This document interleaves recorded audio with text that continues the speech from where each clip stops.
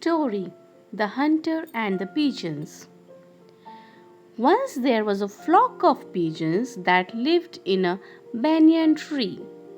One day, the pigeons were flying in search of food.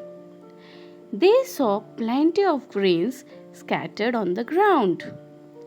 They felt very happy and flew down to pick up the grains. Unfortunately, it turned out to be a trap laid by a hunter. All the pigeons were trapped in a net. The pigeons were scared. They knew that they were going to die. But the wise leader of the pigeons told them, "Don't be afraid. If we all fly together with the net, we can escape." The pigeons flew together and were able to fly with the net. The hunter was surprised to see the pigeons flying away. "I have an old friend who can help us. He is a rat. Let us all go there," said the leader on the way. He led them to the friend's place. The leader called out his friend and he came out of his hole. Seeing his friend and the other pigeons in trouble, the rat called his folks. All the rats came out of their holes and worked on the net. They cut the threads of the net with their sharp teeth. In no time, the pigeons were free. They were very happy. They thanked the rats and flew home.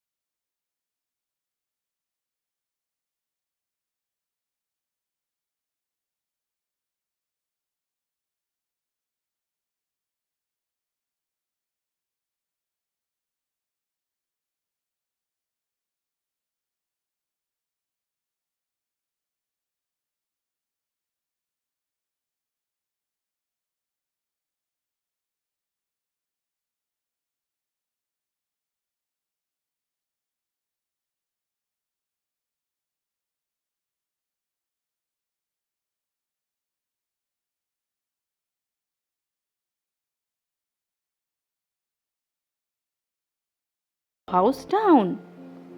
The scared little pig ran to the second pig's house. The big bad wolf huffed and puffed and blew the house of sticks down.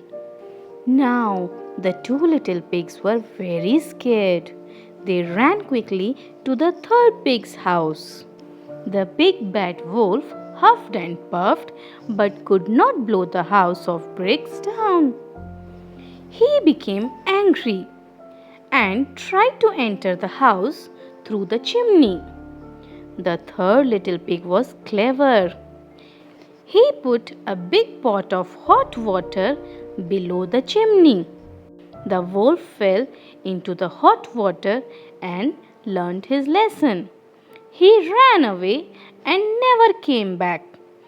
The two little pigs built their houses with bricks and they all lived happily ever after. Story.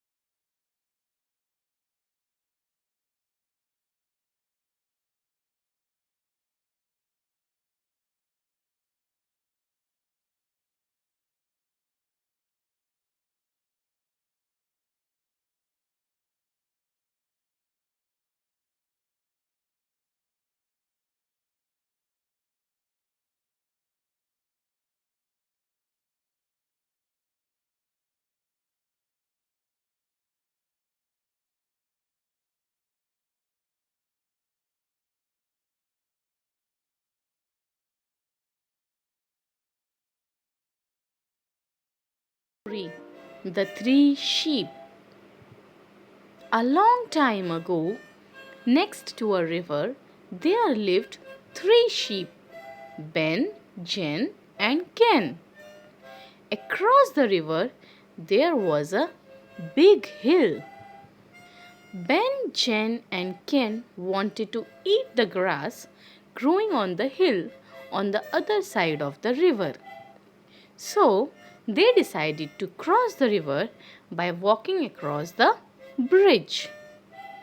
Ben, the youngest sheep, decided to cross the bridge first. Suddenly, a big bad monster climbed up the bridge.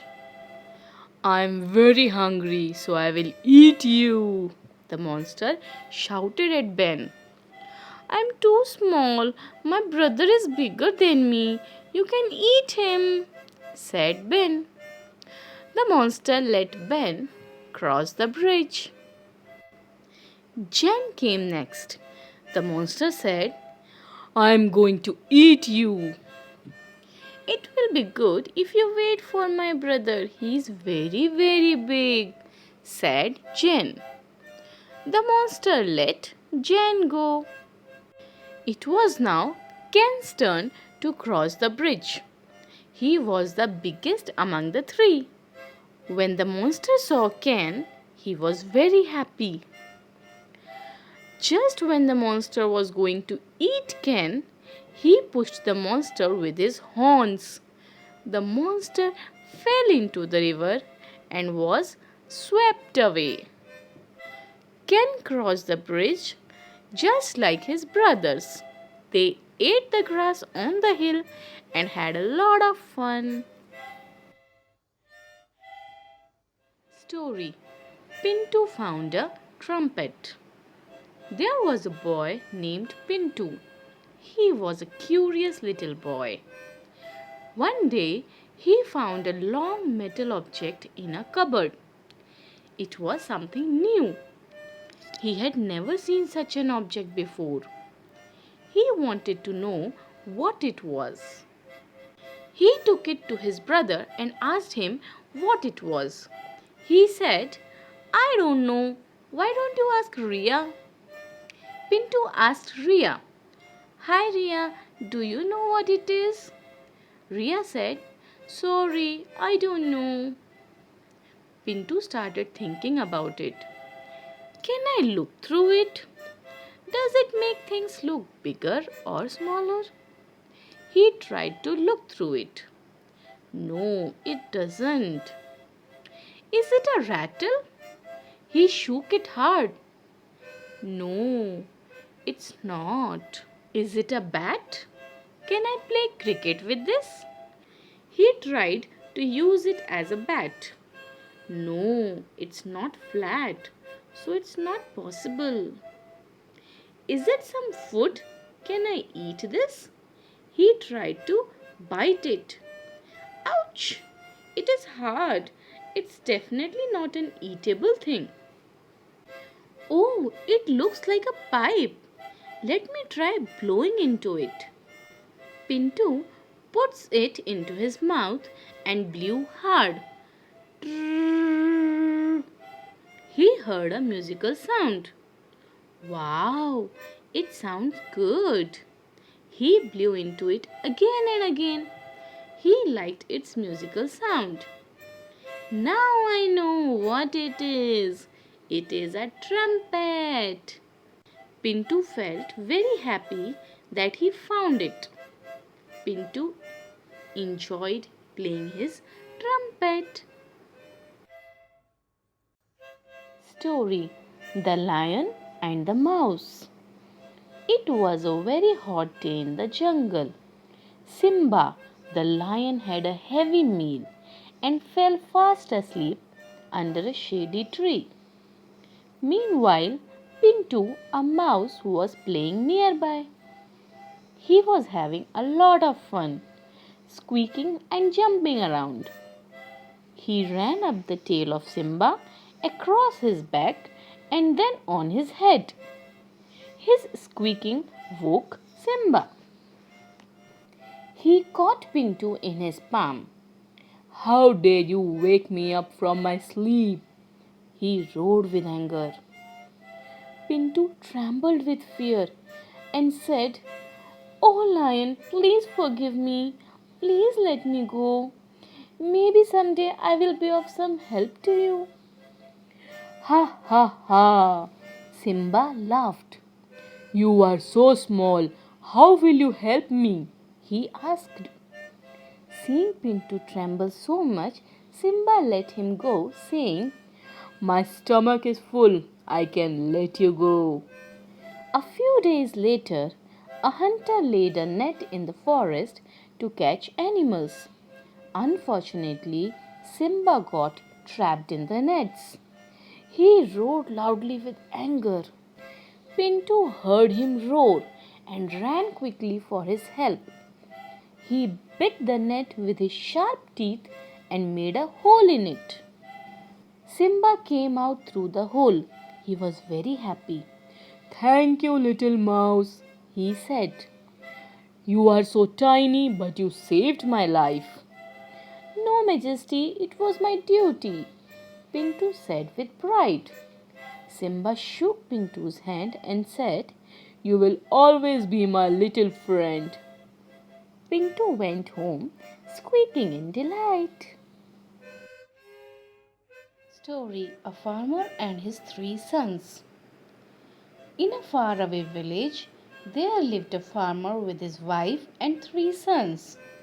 The farmer and his wife worked very hard on their farm, but their sons were lazy.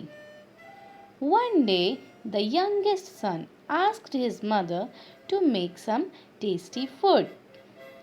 His mother told him that she could not make tasty food as they did not grow many crops. The son asked why they did not grow many crops.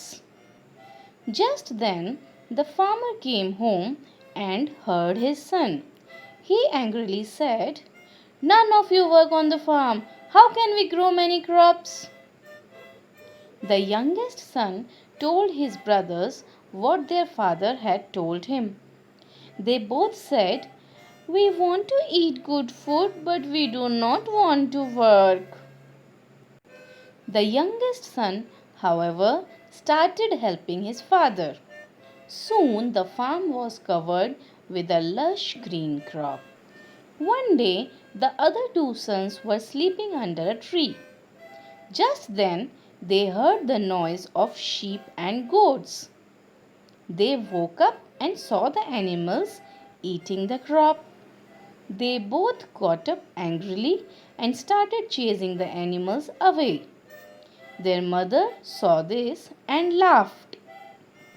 She told them, "Instead of running after animals, help us build a fence to keep them out." The second son decided to help his father build a fence. His crop grew well. One day, the eldest son saw a few birds eating the crop. He got very angry and ran after them. The father laughed and said, "Instead of chasing the birds, help me make a scarecrow." Hearing this, the eldest son decided to help his father. They made a scarecrow and the birds did not come again. They all worked hard and ate good food. They were now one big happy family. Story: The Capsular and the Monkeys. Once upon a time, there was a cap seller. He traveled far and wide on foot to different towns and villages. He put the caps in a huge basket and carried the basket on his head wherever he went. One hot day, he was crossing a big forest. He sat under a big tree and put his heavy basket aside and slept for some time. A group of monkeys saw the caps in his basket. They climbed down the tree and took the caps out from the basket. and started playing with the caps. The cap seller woke up and saw his basket empty. He was very surprised to see the monkeys playing with his caps. The cap seller shouted, "Hey, give me back my caps!" The monkeys only mocked back in response. The cap seller pointed at his cap and kept shouting, "I want my caps back! Give me back my caps!" In response, the monkeys only pointed fingers and moved.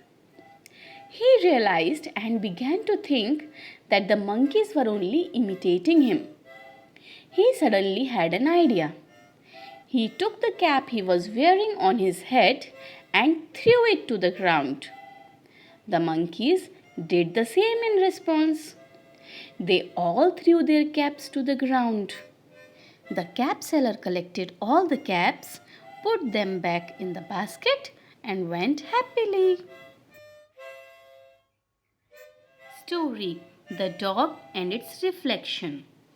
Once upon a time, in a small town, there lived a dog called Juno. One day, he found a big roti. He jumped with joy and wagged his tail. He wanted to eat the roti alone without sharing with anybody. So, he decided to go to a lonely place. On his way, he came to a small stream.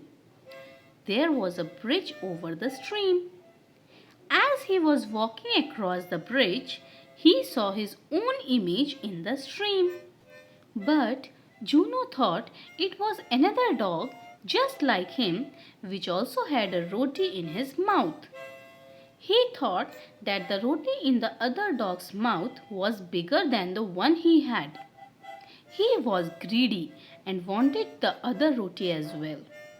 So he barked at the other dog. As soon as Juno opened his mouth, the roti fell out of his mouth and into the stream. Juno lost the roti he had because of his greed. He walked away sadly with no food for the day. Story: The Grasshopper and the Ants. One fine sunny morning, a grasshopper was hopping around singing happily. Soon the grasshopper saw a group of ants carrying grains of wheat. The grasshopper asked the ants, "Where are you going?" One of the ants replied, "To our hill. We are carrying grains to store for winter." "Ha ha ha!" The grasshopper laughed. He said, "Stop working and join me. We shall sing and enjoy the summer." The ants did not stop carrying the grains. One of them said, "We are saving food for winter. You should also store some food for yourself, or else you will be in trouble." The grasshopper replied, "Oh, come on, there is time for winter. The day is lovely and I shall sing and play." After a few months, the winter set in. The weather was very cold and it started snowing. Soon the fields and plants were covered with snow. The ants were safe in their homes and also had plenty of food. But the grasshopper had no home and no food. He was feeling very cold and hungry. He didn't know where to go and what to do. At that moment, he recalled what the ants had said to him. He went to them and asked for some food and shelter. One of the ants got very angry. He said, "When we were working hard, you made fun of us. We don't want to help you now." The poor grasshopper was standing outside in the cold without any food to eat. The little ants felt sorry for him. Finally, one of them opened the door and let him in. They gave him food to eat. Story: Goldilocks and the Three Bears. There once lived a little girl named Goldilocks. She had long golden hair. One day she lost her way in the forest. Goldilocks saw a house. It belonged to three bears: Papa Bear, Mama Bear, and Baby Bear. Goldilocks entered the house and saw three bowls of porridge on the table. She tasted the porridge from Papa Bear's bowl, but it was too hot.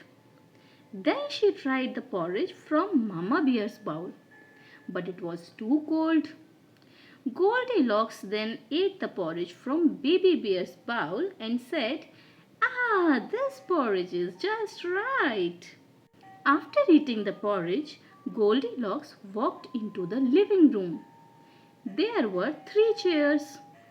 Goldilocks sat on Papa Bear's chair, but it was too hard. Then she sat on Mama Bear's chair, but it was too soft. Goldilocks then sat on Baby Bear's chair, but it broke. Goldilocks then went to the bedroom. She saw three beds. First, she lay down on Papa Bear's bed, but it was too hard. Then she tried Mama Bear's bed, but it was too soft. Goldilocks then lay down on Baby Bear's bed and said, "Wow, it is just right." Soon she fell asleep. When the three bears came home, they were surprised to see that someone had eaten their porridge and sat on their chairs. Baby Bear was sad to see his broken chair. Later, the three bears went to the bedroom and saw their beds. Papa Bear and Mama Bear wondered who had slept on their beds. Baby Bear was surprised to see a little girl sleeping on his bed. Just then, Goldilocks woke up and saw the three bears. She was so scared that she jumped out of the bed and ran away. Story: The Princess and the Pea. Once upon a time, there lived a young and handsome prince. The king and the queen were looking for a beautiful princess to marry him. All the girls in the town wanted to marry him. One stormy night, the queen heard a knock on the door. She opened the door and saw a beautiful young girl. The girl was wet from head to toe. "I am a princess from a nearby kingdom. I have lost my way," she said. "May I stay here tonight, please?" requested the girl. The queen liked the girl but did not believe she was a princess. So she wanted to test her. The queen ordered her servants to make a bed. At the bottom of the bed, the queen placed a dried pea. The servants put many mattresses and quilts over it. The princess slept on the bed. The next morning, the queen asked the princess, "Dear, did you sleep well?" The princess replied, "I could not sleep. The bed was soft, but there was something hard under the mattress. It hurt my back," complained the princess. The queen realized that the girl was a real princess and decided to marry the prince with her. A few days later, the prince and the princess got married. They lived happily ever after. Story: A Pink Rose. Once there was a little pink rosebud. She lived in a green garden. One day she was sitting in the garden all by herself. The weather was calm and still. Suddenly she heard a little tap, tap, tap at the door. "Who is that?" she said. "It's me, the rain. I want to come in," said the soft, sad little voice of the rain. "No, you can't come in," the little rosebud said. Then all was calm for some time. Then there came a soft whispering sound all round the window. "Who is there?" asked the little rosebud. "It's me, the sun," said a little soft, cheery voice. "And I want to come in." "No," said the little pink rosebud. "You can't come in." And she sat still again. As she sat still there, she heard a tap, tap, tap, and a rustle, a whisper, and a rustle all up and down the window pane, and on the door, and at the keyhole. "Who is there?" asked the rosebud. "It's the rain and the sun," said two little voices together, "and we want to come in." "Dear, dear," exclaimed the little rosebud, "if there are two of you, I shall have to let you in." Saying this, she opened the door a little to let them come in. And one took one of her little hands, the other took her other little hand, and they ran with her right up to the top. Then they said, "Poke your head through." So she peeped in to find herself in the midst of a beautiful garden. It was springtime with all the other flowers at their fullest bloom. But she was the prettiest little pink rose in the entire garden. Story: The Cracked Pot. In the village of Bharatpur, there lived a farmer. He had two pots. Every morning he took the pots to fill water from the river. After filling water in the pots, he would tie them to a long pole. Then he would place the pole across his shoulders and walk home. Now, one of the pots had a small crack at the base. So, each time the farmer walked back home from the river, a small stream of water trickled along the way from that pot. By the time the farmer reached home, the cracked pot would be half empty. The farmer, however, loved the pot very much, so he kept using it. One day, the farmer saw the cracked pot crying. He was shocked and asked the pot why it was crying. The cracked pot replied, "I have a hole, so water leaks out and I am always half empty. That is why you get less water." The cracked pot started crying again. The farmer took the pot outside. He pointed toward the flowers growing on one side of the path. He said, "It is the same side where the water has dripped from you." The farmer also said, "There are no flowers on the other side of the path. This is because it has not received a single drop of water from the other pot. That is why I have been using you," the farmer added. The pot became very happy as it felt it was useful though it was not perfect. Story: The Talkative Tortoise. Long, long ago, there lived a tortoise and two storks near a pond in a forest. They were best friends. The tortoise was very talkative. Days passed and soon summer arrived. Trees in the forest started drying. The ponds were also drying up. The storks decided to fly to a better place where they could get food and water. When they had gone to the tortoise to say goodbye, the poor little tortoise started crying. The storks could not see him crying, and so they came up with a plan. They brought a long stick and asked the tortoise to hold the stick in the middle with his mouth. The storks warned the tortoise not to open his mouth because if he did, he would fall down. The tortoise promised the storks that he would not talk.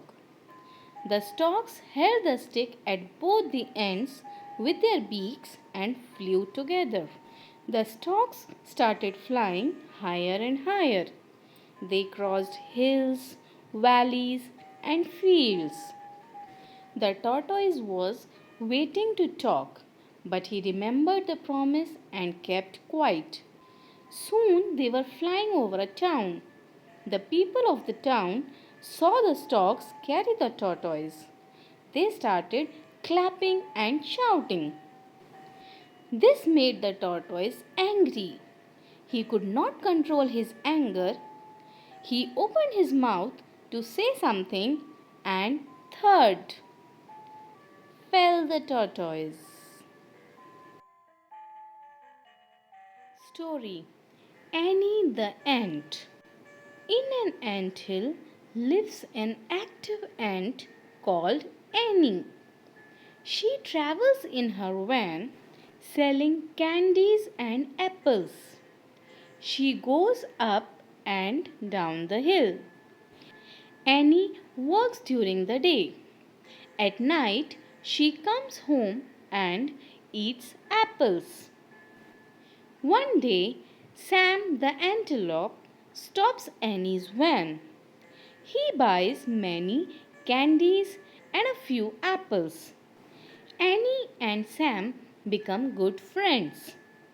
They start playing together.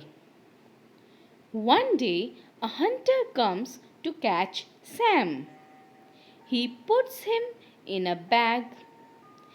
Annie is very sad. To free Sam, Annie bites the hunter's hand. The bag falls and Sam runs away. Annie runs after Sam. Annie and Sam are happy and free. Story: Umbro the Umbrella Bird. Umbro the umbrella bird lived in a small mud hut. One day, Umbro was sitting under a big tree. Just then, a bug flew into his hut. Umbro went inside the hut. He saw the bug sitting on the buns filled with nuts. Umbro got angry. He ran to catch the bug. He tripped over a cup and fell down. The bug laughed. Umbro got up and started chasing the bug again. The bug got scared. He quickly flew out of the door. Umbro was very happy. He sat in his hut and ate the buns. Story: The Little Red Riding Hood. A long time ago, there lived a little girl and her mother in a village near a forest. The girl always wore a red coat with a hood. So everyone in the village called her Little Red Riding Hood. One morning, Little Red Riding Hood asked her mother that she wanted to visit her grandmother. Her mother agreed. She put some cookies in a little basket and gave it to Little Red Riding Hood and said, "Here are some cookies for your grandmother. Remember, my dear, don't speak to any strangers on the way." "I promise I won't, Mama," replied Little Red Riding Hood as she left. On her way, she met a bad wolf who said, "Hello, little girl, where are you going?" "I'm going to meet my grandma. She lives in a small house behind that hill," Little Red Riding Hood replied. The bad wolf said goodbye to the girl and ran as fast as he could to her grandma's house. The wolf knocked down the grandmother and locked her up in a cupboard. Then he dressed up like grandmother and waited for the little girl. A little later, Little Red Riding Hood reached her grandma's house and knocked on the door. Hearing the knock, the bad wolf changed his voice and said, "Is that you, my little Red Riding Hood? Come in, my dear, the door is open." She entered and stood near Grandma's bed and said, "Grandma, you sound so different." I'm ill, dear," replied the bad wolf. "Oh, what big eyes you have!" Little Red Riding Hood said in surprise. "So that I can see you better, my dear," replied the wolf. "My, what big ears you have!" said Little Red Riding Hood. "So that I can hear you better, my dear," replied the wolf. "Oh, what big teeth you have, Grandma," said Little Red Riding Hood. "So that I can eat you better," the wolf shouted as he jumped off the bed. Little Red Riding Hood got scared and shouted for help. Just then, a woodcutter was passing by the grandma's house. He heard the Little Red Riding Hood's voice and ran inside the house. He saw the bad wolf and hit him with his axe. The wolf ran into the forest. The woodcutter then opened the cupboard and got the grandma out. Grandma and Little Red Riding Hood hugged and kissed each other. They thanked the woodcutter and gave him some cookies. Story: Indy the Iguana. Inside a pine forest lived an iguana. His name was Indy. He had hard spines along his back. He had no friends. All other animals of the forest made fun of him. They said they were all beautiful and soft. This made Indy very sad and lonely. One day it was very cloudy.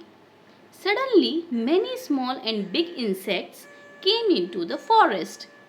The animals got scared.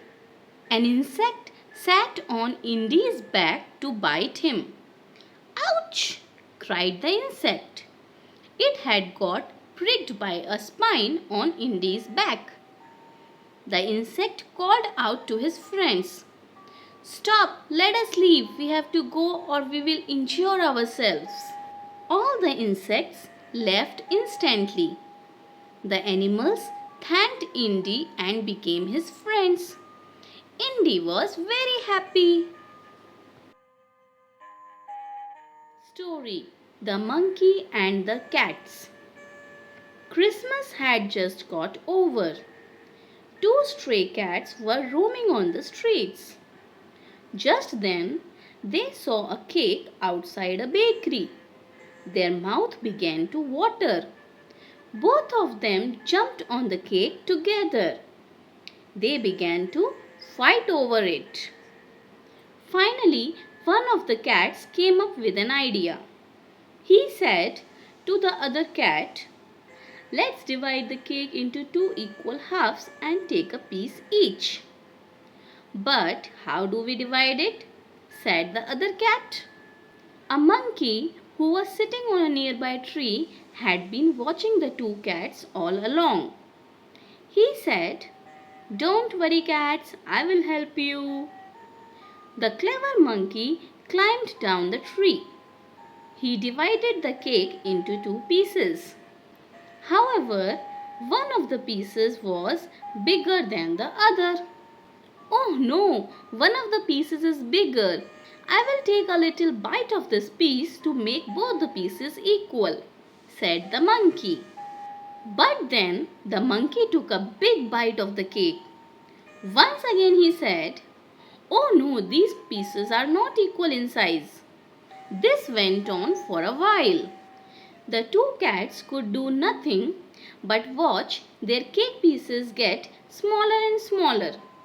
Soon the monkey finished the cake. It was very difficult to divide the cake into two equal halves, said the monkey as he jumped onto a nearby tree and disappeared. The cats were left with nothing to eat. They were very sad. Story: Ellie the Elephant. Ellie the elephant lives inside a forest. She goes to school every day. The school is just outside the forest. Eric, another elephant, is her best friend. They go to school together.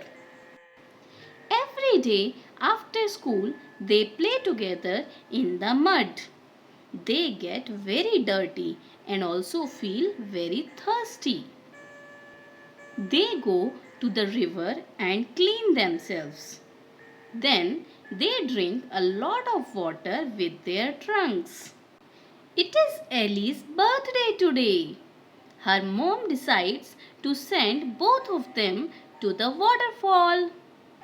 She packs a basket with big green guavas and yellow bananas. Ellie and Eric feel hungry on seeing the food. They take the basket and go to the waterfall. Eric wishes Ellie happy birthday. They both eat the guavas and the bananas. Ellie and Eric are happy and enjoy themselves. Story: Omni the Ostrich. Omni the Ostrich lived in a town called Oscar. He had a shop. Omni sold sweet and sour oranges and ice cold popsicles. On a hot summer day, an otter and an ox came to Omni's shop. The otter's name was Olive, while the ox was called Oslo. Olive and Oslo were very hungry and did not have money. They were very sad. Omni gave them oranges and popsicles to eat. They were happy and ate quickly. Olive and Oslo thanked Omni and said that he was very kind. Since then, Omni, Olive and Oslo became good friends. Story: The Miller, His Son and the Donkey. Once upon a time, in a village, there lived a miller with his son. They had a donkey too. One day, the miller decided to sell their donkey. So, the next morning, the miller and his son left for the market with the donkey. They had not gone far when they met a few men on the way. One of them asked, "Why walk when you can ride the donkey?" Hearing this, the miller told his son to ride the donkey while he walked along. After a while, they came across two old men who were talking to each other.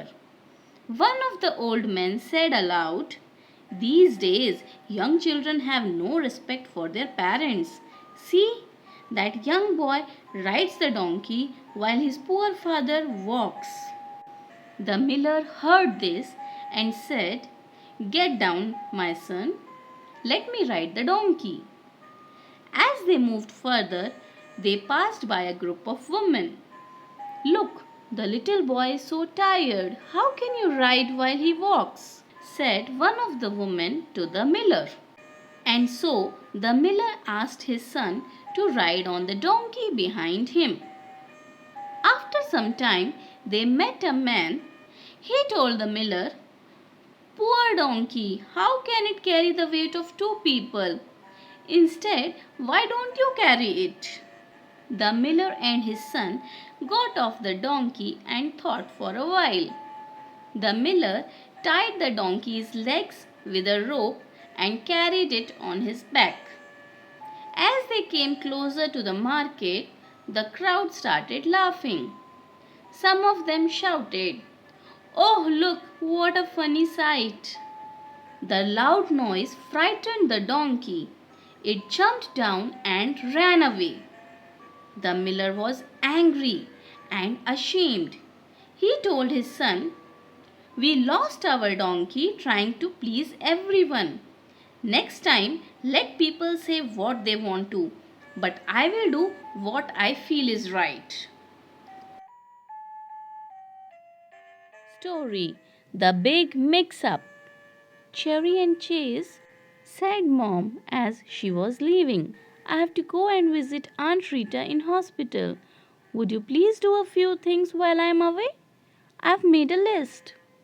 "Sure, Mom," said Cherry, waving goodbye. Feed the cat and the canary. Measure and soak a cup of dried beans. Change the towels in the bathroom. Dust the dining room. Lay the table. Draw the curtains. "That's a very long list," grumbled Chase. "If you do two of the chores, I'll do the others," suggested Cherry. Chase wondered what the cat ate. He stared at the cans and bags in the kitchen. In the meantime, Cherry scooped a cup full of dried beans out of a bag and then looked at the list again.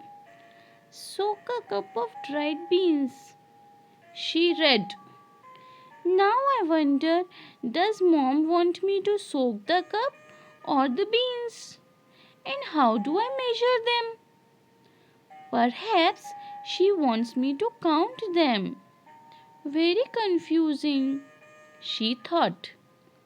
So she dipped the beans into a bowl with some water to soak. She put the cup into the bowl as well, just in case.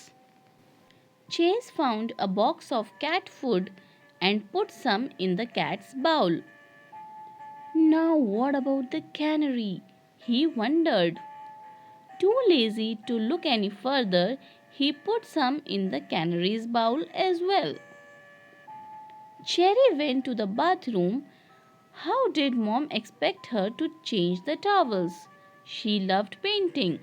So she used purple and green paints and made pretty flowers on them.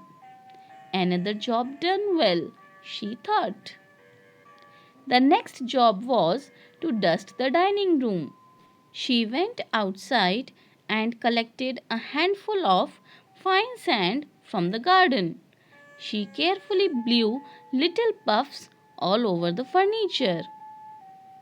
"That is dusty enough," she said to herself. "Now, how should I lay the table?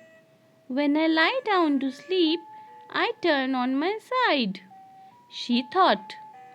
The table was heavy, so she called Chase. He rolled his eyes but helped her to turn the table on its side. "Well, that's the table laid," she said proudly.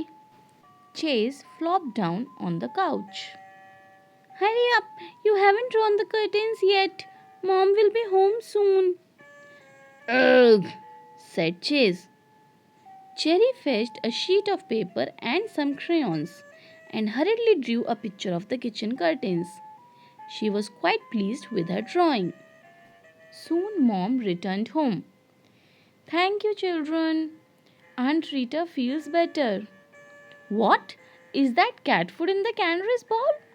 she exclaimed. "I thought the canary would like to eat something different," Chase explained. Mom laughed. "I think you should rather give it these seeds." Mom went to the bathroom to wash her hands. "Oh no! My beautiful new towels! What happened to them?" "You asked us to change them, Mom, and I thought the best way was to paint them." Mom just shook her head. "Did you lay the table for dinner?" "For dinner? You didn't list that.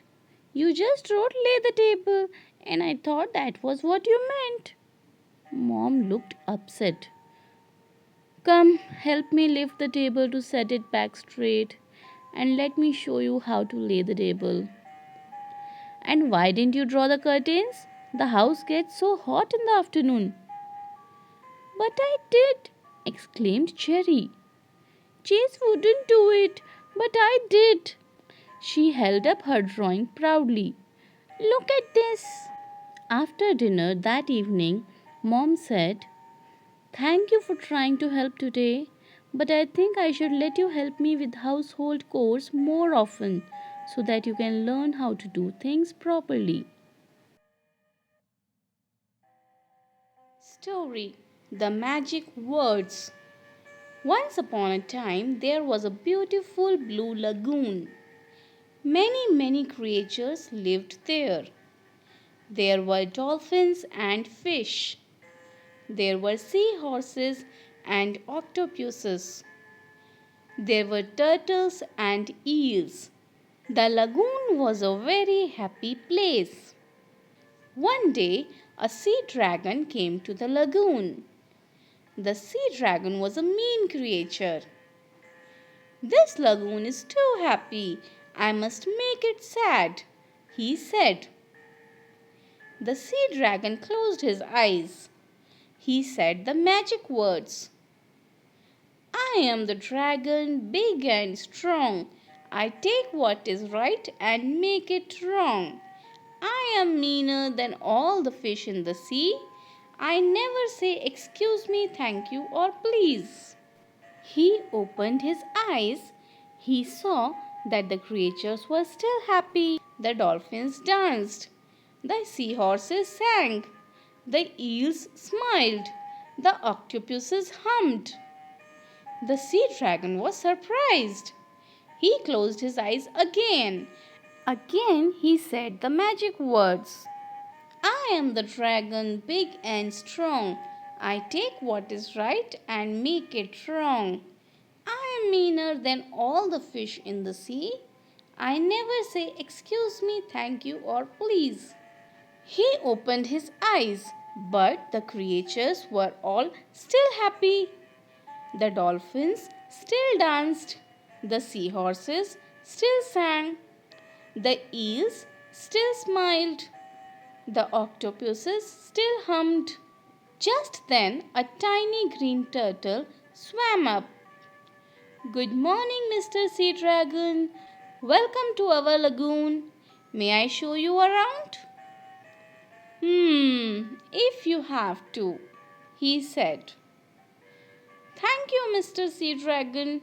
Would you like to hear our magic song?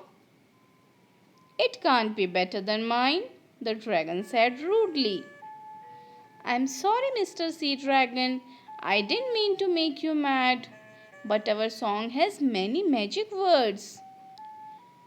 All right, roared the dragon. Sing this magic song. The dolphins danced. The seahorses sang. The eels smiled.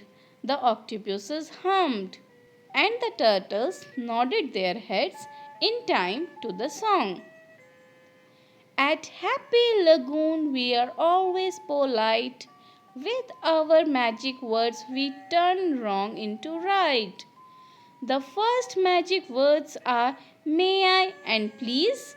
When we need something we always say these.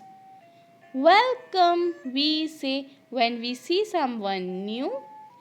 And when our friends help us, we say thank you. Excuse me and sorry are polite things to say when we make someone sad or get in their way. We say good morning and also good night. At Happy Lagoon we are always polite. Soon the sea dragon was singing and dancing too. He bumped into a dolphin. Excuse me, Mr. Dolphin, said the sea dragon. From that day on, the dragon sang a new song. I am the dragon, big and strong. I make others happy with my song. I will always be nice To the fish in the sea, I will always say, excuse me, thank you, and please. Story Out, Out. It was a holiday. Jeet and Bubbly were playing. They played many games. Both of them skipped the rope. They played hide and seek. Bubbly and Jeet decided to play bat and ball. Jeet got ready to throw the ball. Jeet threw the ball. Bubbly hit the ball. The ball went into Mohit's garden, but his house was locked. They could not find the ball, so the game stopped. Bubbly knew how to make a ball. They got a few rags, paper, and wool. Bubbly also brought a piece of string. She rolled rags, paper, and wool to make a ball.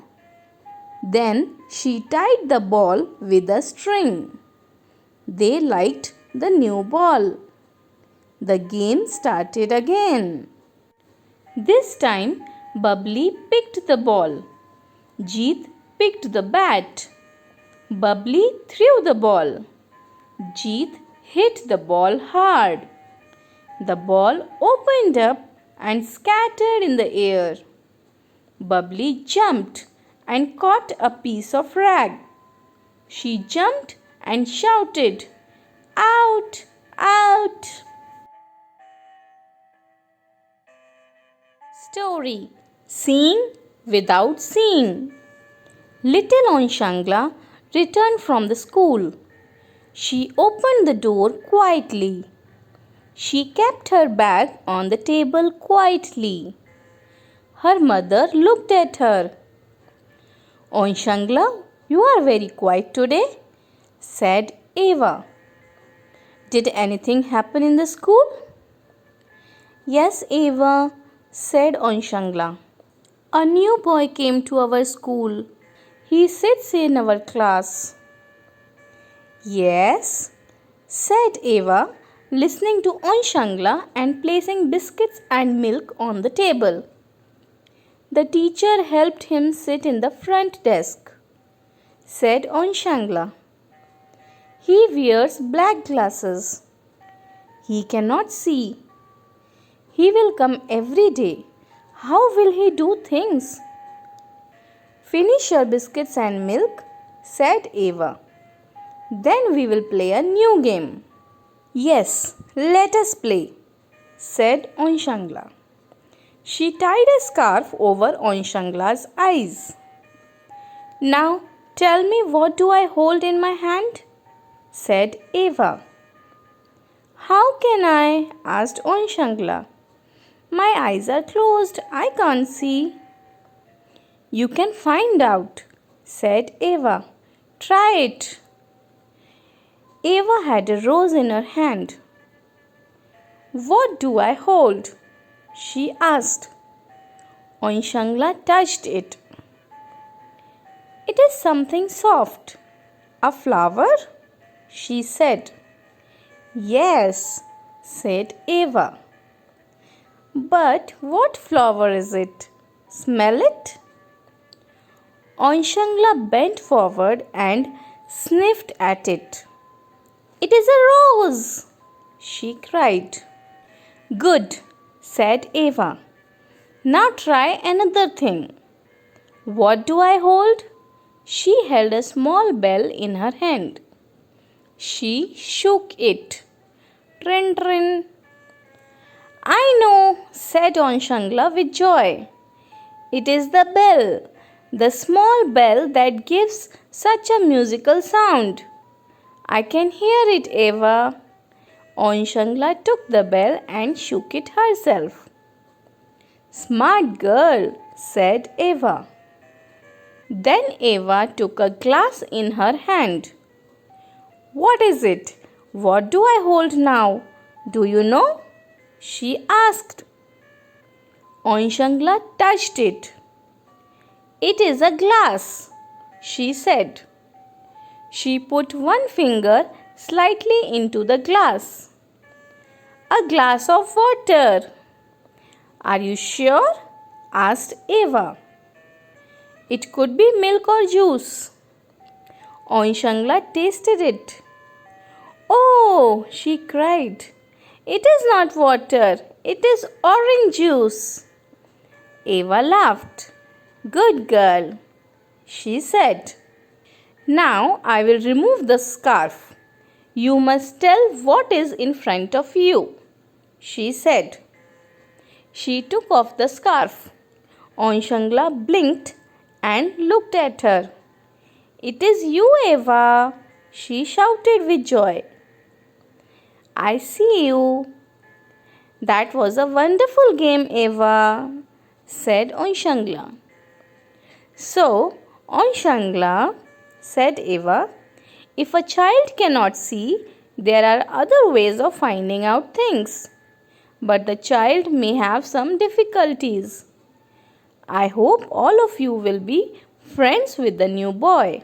Yes, Eva, said Onshangla. Story. My name. Once there was a little fly.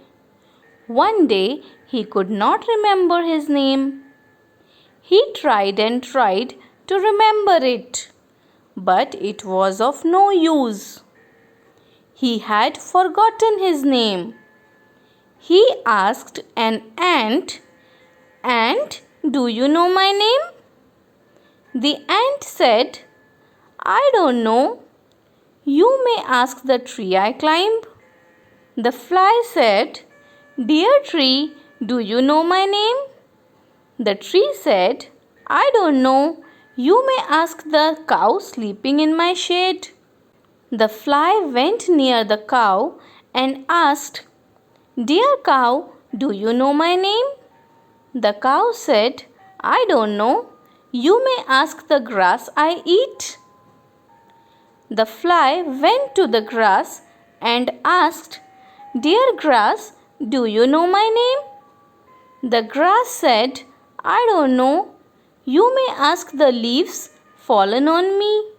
The fly asked a leaf fallen on the grass, Dear leaf, do you know my name? The leaf was about to answer when the wind blew. The leaf began to fly. Seeing this, the fly remembered his name. My name is Fly, my name is Fly, he said happily. Story. The Smart Monkey. One day, Anju and Farida went to the market. Anju bought a bag and Farida bought a water bottle. Later, they went to a shop and bought a packet of groundnuts and a bottle of juice. They felt tired. They sat on a bench under a tree to rest. There was a monkey on the branch of the tree above them. Farida and Anju did not see the monkey. They took out their food from the bag and began to eat. The monkey had a banana. He peeled the banana and ate it. Farida and Anju took out the groundnuts and started eating. They threw the packet down. Then they drank the juice and threw down the bottle. Just then, the monkey climbed down the tree with the banana peel. There was a dustbin nearby. The monkey threw the banana peel into the dustbin. Farida and Anju saw this and felt ashamed. They picked up the packet and the empty bottle and threw them into the dustbin. Story. The Sparrow Family. Mama and Papa Sparrow were making a nest. They found a safe place. The little nest was soon ready. It was soft and warm. Mama Sparrow laid 3 small eggs. One day the eggs broke open. 3 little heads popped out. Papa Sparrow brought food for them. Grandmother and Grandfather Sparrow, Aunt and Uncle Sparrow, cousins and friends all came to meet the baby sparrows. The baby sparrows grew bigger and bigger. One day, the baby sparrows hopped out of the nest. They flew up into the big blue sky. Story: The Cap Seller and the Monkeys. Once there was a man who sold caps. He carried many caps in a basket on his head. He was a cap seller. One day he slept under a tree. There were monkeys on the tree. They came down from the tree. They took away all the caps. The cap seller woke up. He saw the basket was empty. He looked around and above. The monkeys were wearing his caps. The cap seller shook his fists at the monkeys. They also did the same. The cap seller scratched his head.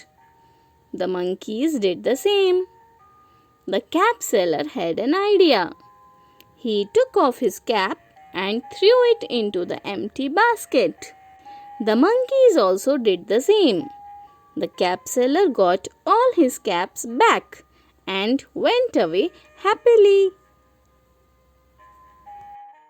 Story: Catch Me If You Can. A fat cat sat on a mat. "I can catch you, little rat," said the cat. A little rat saw her and hid in a hat. "No, no, you can't," said the rat. The cat ran to catch the rat. The rat ran and hid in a box. The lid of the box did not open. "Ha ha, you can't catch me, big cat," said the rat. Story: Anandi's Rainbow. It was raining outside. Anandi was fast asleep, dreaming of rainbows. She woke up to look out of her window. There was a huge bright rainbow across a clear blue sky. Anandi ran out to the garden with Millie, her favorite cat. Anandi loved to draw and paint. Today she wanted to paint the flowers of her garden with the colors of the rainbow. She colored one flower with violet and another with the indigo of the rainbow, one with the blue and leaves with the green, one with orange, one with red. But she left the yellow so that the sun may look bright and gay. And lo, there were beautiful flowers all over the garden. The sun was up there, shining in its yellow glory. After giving colors to the flowers and the sun, the rainbow was gone. Story: A Visit to the Market. Minnie's father is a farmer. He grows vegetables in his farm. He sells them in the market. Every Saturday, Minnie goes with him to the market. Her father sells his vegetables. He takes her around the market. There are many people in the market. They are buying vegetables and fruits. They are buying flowers and toys too. Minnie: Look, father, there are many colorful flowers. Father, yes, there are. Let me tell you the names of the flowers. These are roses. These are marigolds. Those are jasmine. Minnie, yes. Sometimes mother makes a string of jasmine flowers. Father, look at the fruits here. Minnie, I can see apples, but what are those large fruits behind the apples? Father, those are pineapples. Minnie, what are these fruits kept on the right of the apples? Father, they are oranges. Minnie, what is the name of the big green fruit kept on the left of the apples? Father, oh, that is watermelon. Minnie returns home with her father. She holds a small basket of flowers in her hand. Her father has a bag of fruits. Story: The Rooster and the Sun. There was once a rooster. Early every morning he crowed loudly, "Cock-a-doodle-doo." He thought that he woke the sun up every day by crowing. The rooster felt very proud. "I am so important," he thought. "If I don't crow every morning, the sun will not rise." One night he thought he would trick the sun. So at dawn he did not get up and crow. He shut his eyes and went back to sleep. When he woke up, the sun was shining brightly. The rooster did not want to believe that the sun did not need his help to rise every day. "I know what happened," he thought. "Some other rooster copied my voice and crowed. The sun thought it was me and rose." Story: Pinocchio Runs Away. Once upon a time, there was a carpenter called Master Cherry. He wanted to fix the leg of a table. He found the right piece of wood. He lifted his axe to cut the wood. Suddenly, he heard a shrill voice saying, "Don't hit me so hard." Master Cherry was very scared. He looked around. Whose voice was it? He looked behind the cupboard. He looked under the chair. There was nobody there. He took a saw and started sawing the wood. "Oh, oh, you have hurt me," cried the little voice. Master Cherry was really scared. He stopped and waited for some time. He did not hear the voice again. He put the saw away. He started polishing the wood. He heard the little voice again. It was laughing. "You are tickling me," it said. Just then, his neighbor, Master Geppetto, walked in. "Hello, neighbor Geppetto. What can I do for you?" asked Master Cherry. "I want some wood to make my puppet. Will you give me some?" said Master Geppetto. Master Cherry happily gave him the piece of wood that talked and laughed. Master Geppetto took it home. He took out his tools and started making his puppet. He thought he would call the puppet Pinocchio. He first made the puppet's body and then the head. He made the hair and the eyes. When he made the nose, it began to grow. Geppetto cut it off. It grew again. Geppetto was getting tired. When he made the mouth, the puppet started laughing. "Stop laughing," said Geppetto. The puppet stuck its tongue out at him.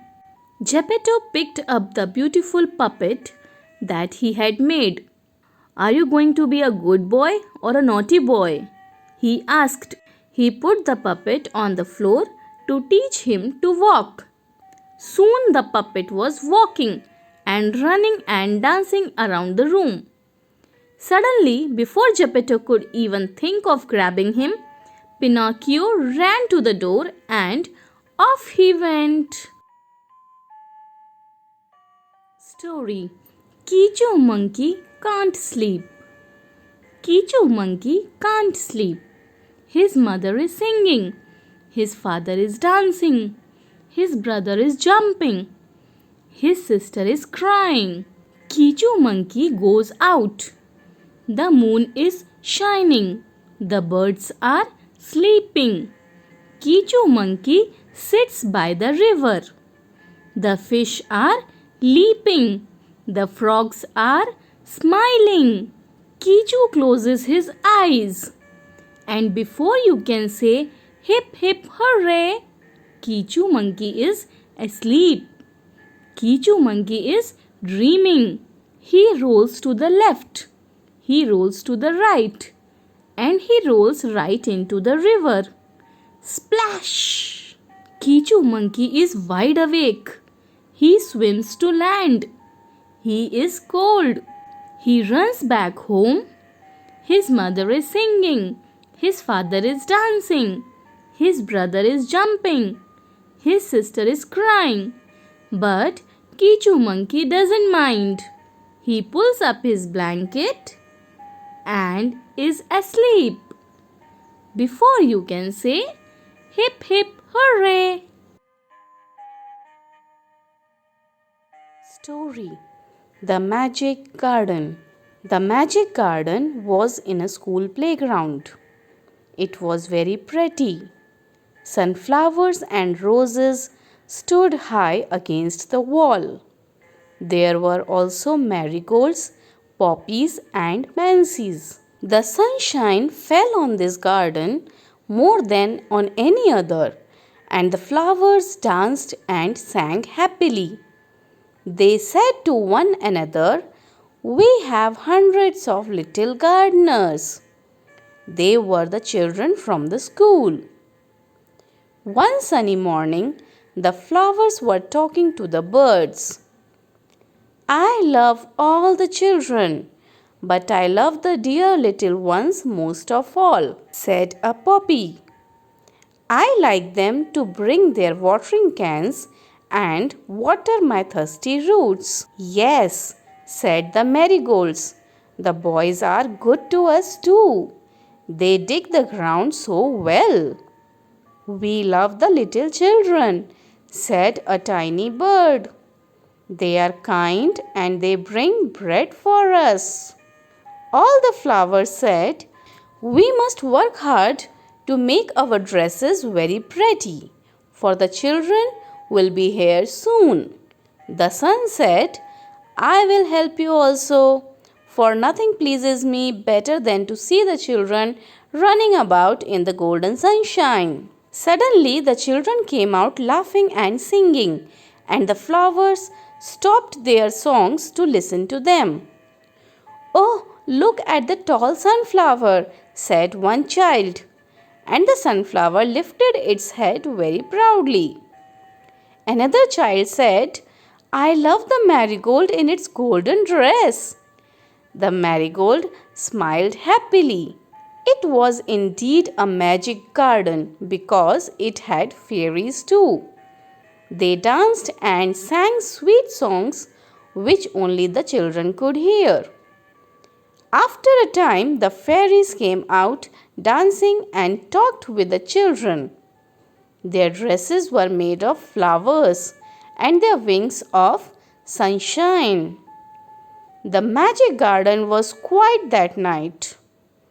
The flowers and birds were asleep, and dreaming of the next day when the children would come again. Story: Nina and the Baby Sparrows.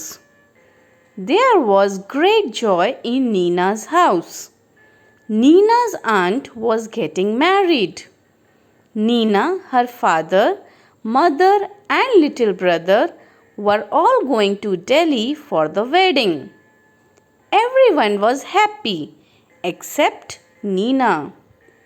Her mother took her to the market to buy a new dress. "What color would you like?" Mother asked. "I don't want a new dress, Mother," said Nina. "Salwar kameez then?" Nina shook her head. "What about those lovely white shoes you saw last week?" "I don't want those either. Thank you, Mother." Nina's mother was upset, but she said nothing. They went back home and had lunch. After lunch, Mother came and sat near Nina. "What is it, child?" she asked. "Why did you say no to everything?" "Mother, I don't want to go to the wedding." "But why?" Nina said nothing. Instead, two big tears rolled down her cheeks. Mother put her arms around Nina. "Don't cry, my pet," she said. "Why don't you tell me what's bothering you?" More tears rolled down Nina's cheeks.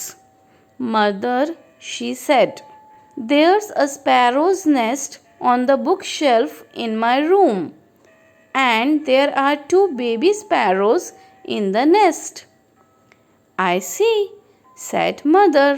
"They are just beginning to get their feathers, and growing up makes them so hungry. All day long they cry cheep cheep, asking for food." "I see," said Mother.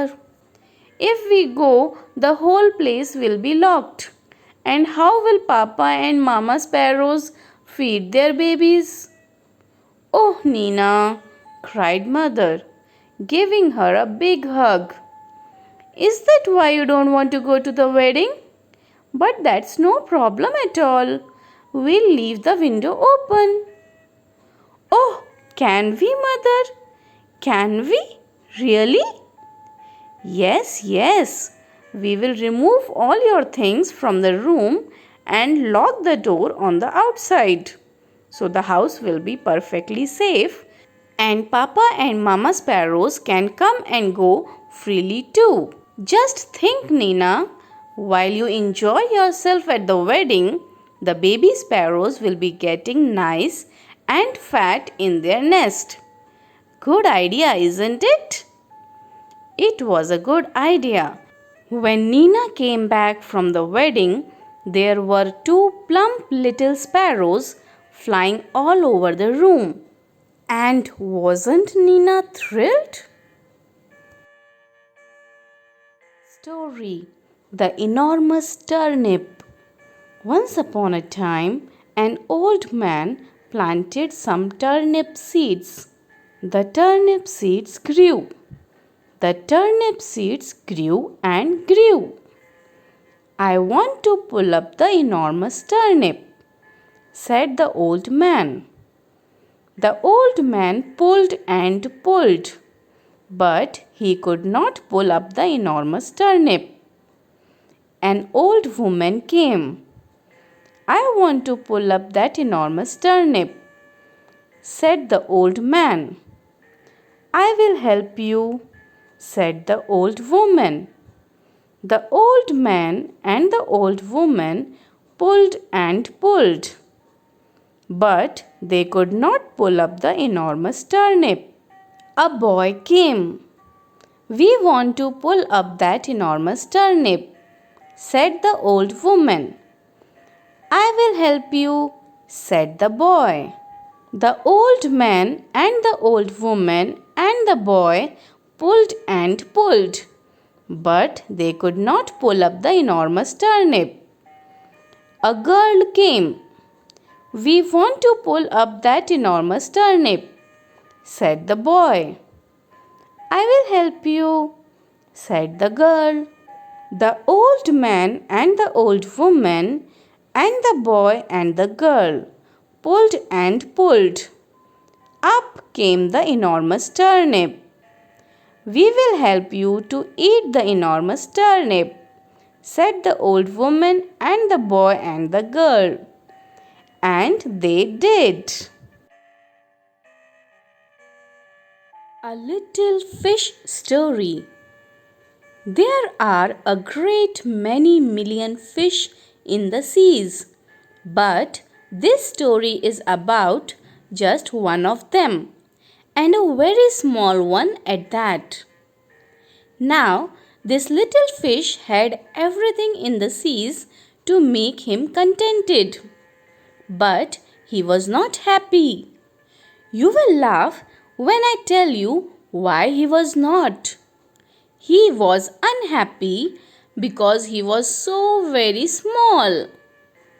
"It is very hard to be such a little mite of a fish," he would say over and over again. "If I were only larger, how much happier I could be." And he said it so many times that I think he believed it.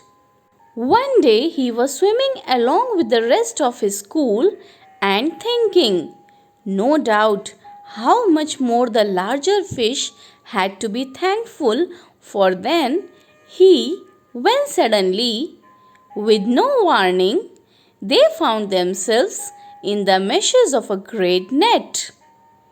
There was much floundering and splashing as the net was drawn up out of the water into the sunlight, and just as its hull was being emptied into the boat, the smallest fish in the school wriggled through the mesh and slipped back into the cool, clear water.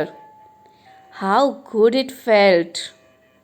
He swam here and there and everywhere, and some of the fish who knew him well all the rest of his life said that they never again heard him say that he wished to be anything but a little fish.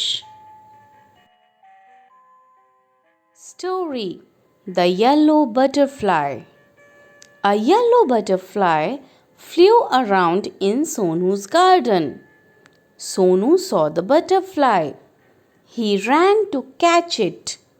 The butterfly flew to the rose bed.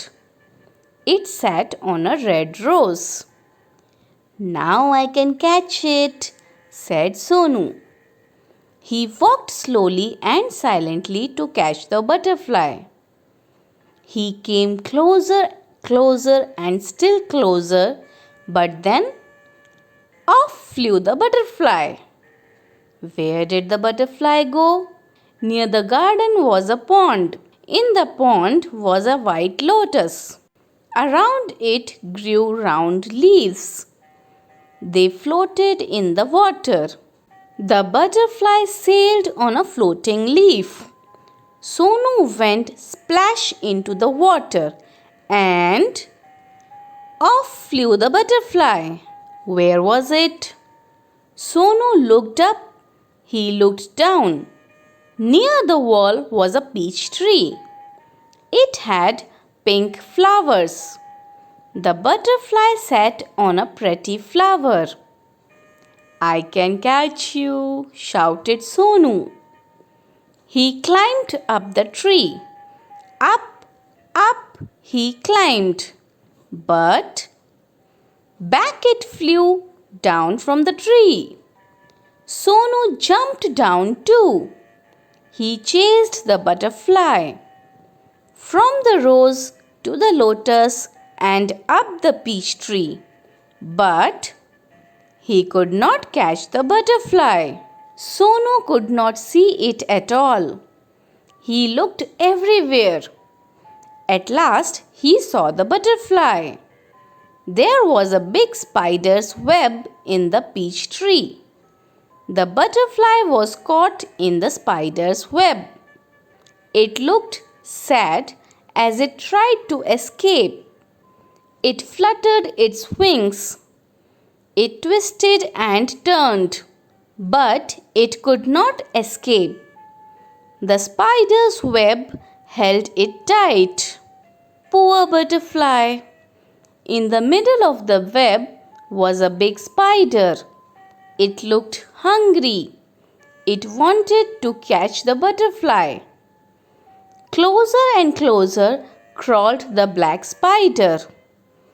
Before the hungry spider could grab it, Sonu ran and he caught the butterfly. It was so pretty. It had black spots on its yellow wings. Sonu loved the little butterfly, but it looked sad in Sonu's hand. Sonu wanted it to be happy. "Go," said Sonu. "Fly away." He let the butterfly go. It sat on the red rose. It flew to the peach tree and then sailed on a lotus leaf. It flew merrily from flower to flower. Sonu watched it fly and fly. The butterfly flew all around Sonu's garden, happy and free once again. Story: Little Tiger, Big Tiger. There was a mother tiger and her small tiger cub.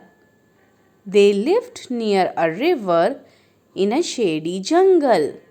When the sky was dark, the mother tiger hunted for deer and pig. The tiger cub stayed close by his mother's side. When the langur monkey saw her, he called a loud, harsh call. "Watch out! A tiger is coming!" The sambar deer bellowed. The kakar deer barked. And sometimes the game got away. She hunted then for jungle fowl, for pheasant and for frog, or went to the river for fish. But she did not hunt every night. If the moon was bright, the mother tiger lay down and waited for the dawn. She twitched the tip of her tail, and the tiger cub pounced on her tail again and again. If he went too far away, the mother tiger called him with a low, quiet grunt. The tiger cub came back, but he did not like to stay near his mother in the jungle at night. One night, the mother tiger was tired and closed her eyes. The tiger cub saw a tiny frog hopping along the ground. The tiger cub pounced, but the frog hopped away. He chased the frog and caught it, and turned to show his mother, but she was not in sight. Instead, he saw a tiger bigger than his mother near him in the jungle. The tiger's green eyes glistened as he watched the tiger cub. The tiger cub was frightened. He could not hide or run. He let the frog hop away. The tiger crept up closer to the little tiger cub. But a roar filled the jungle, the roar of the mother tiger. She faced the other tiger and he went away. The mother tiger liked to roar a loud, big tiger roar to tell all the other animals in the jungle that she was there. All the other animals in the jungle kept far, far away. The tiger cub also liked to roar a loud tiger cub roar to tell all the other animals in the jungle that he was there. But all the other animals in the jungle were not afraid at all, and none of them ran away.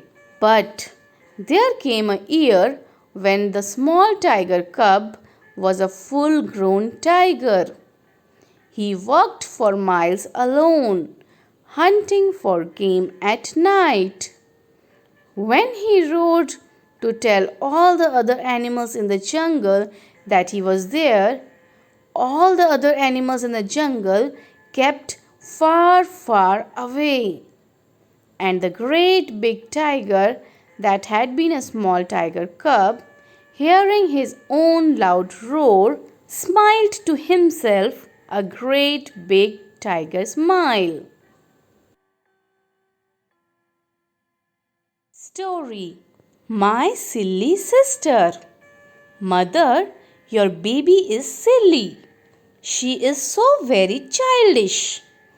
She does not know the difference between the lights in the streets and the bright stars. When we play with pebbles, she thinks they are real food. She even tries to put them into her mouth. When I open a book before her and ask her to learn her ABC, she tears the pages with her hands and roars with joy at nothing. This is your baby's way of doing her lessons. When I shake my head at her in anger and scold her or call her naughty, she laughs and thinks it great fun. Everybody knows that father is away, but sometimes I call out father playfully. She looks quickly around her in excitement and thinks that father is near. Sometimes I hold a class with the donkeys that our washerman brings to carry away the dirty clothes. I warn her that I am the schoolmaster and that she better not make any noise. Only then she keeps quiet. I insist that she should call me Dada. Your baby wants to catch the moon. She is really funny. Mother, your baby is silly. She is so very childish. Story: He is my brother. Once upon a time, there was a small hill. A path went up the hill. It went through thick and lovely woods of pine and fir trees. People often walked on it to a holy place. One day, when the sun shone high in the sky, many people were seen climbing up the hill. They were climbing slowly and carefully.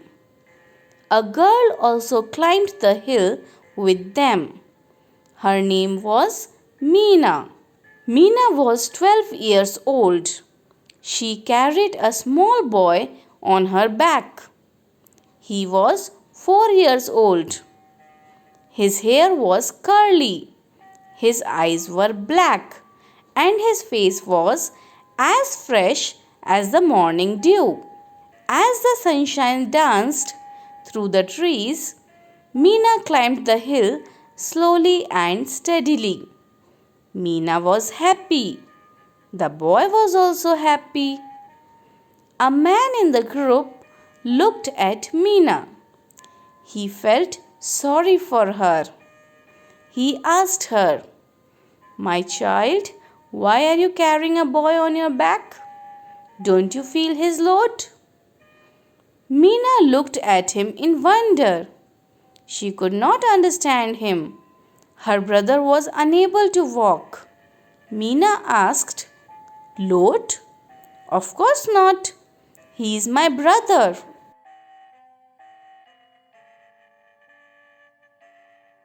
Story: The Ship of the Desert. Lion roaring.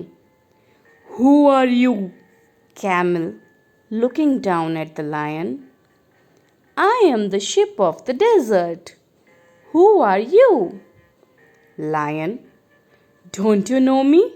I am the king of the forest. Camel. Are you? Oh, I see. Lion, frowning. You call yourself the ship of the desert. How can you be a ship? You are an animal. Camel, smiling. So I am, but people call me the ship of the desert. I can walk across the desert even on a hot afternoon. The sand burns, but it doesn't bother me. Lion, I can't believe it. Camel, can you walk across a desert? Lion, blinking. No, I can't, but I can run in the forest. Camel, with disdain. Every animal can do that. I alone can run on sand. I can run on sand at 25 kilometers an hour. Lion, wonderingly. How can you do that? Camel, look at my feet. They are thick and padded. The hot sun does not burn them. Lion, my feet are padded too. Thorns don't prick them, and I can run 80 kilometers an hour. Camel, that is true. You can run 80 kilometers an hour in the forest, but can you run even a mile on the hot sand? Lion, maybe not, but... Camel, interrupting. And you can't live without water for a week, can you? Lion, no, I can't. I need water every day.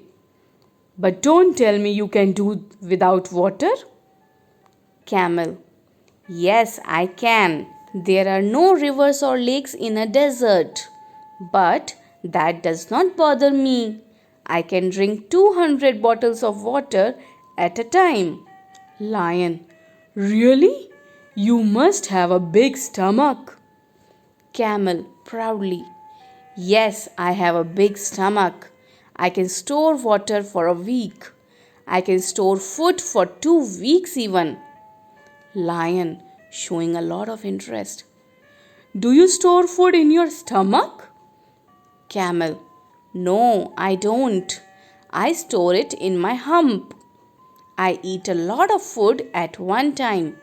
Then I don't need to eat for a fortnight. Lion, that's interesting. But what do you eat? Camel, I eat leaves, but there are no trees in a desert. Lion, what do you eat there? Camel, there are thorny bushes in the desert. I eat the thorns. The thorns don't prick my thick tongue. Lion, how funny. Camel, Mr. King of the forest, please come with me to the desert. Lion, no, I would better not. I can't walk on burning sand. I can't store food and water, and I can't eat thorns. Goodbye and good luck, Mr. Ship of the Desert. Story: Sweet Porridge. There was once a little girl.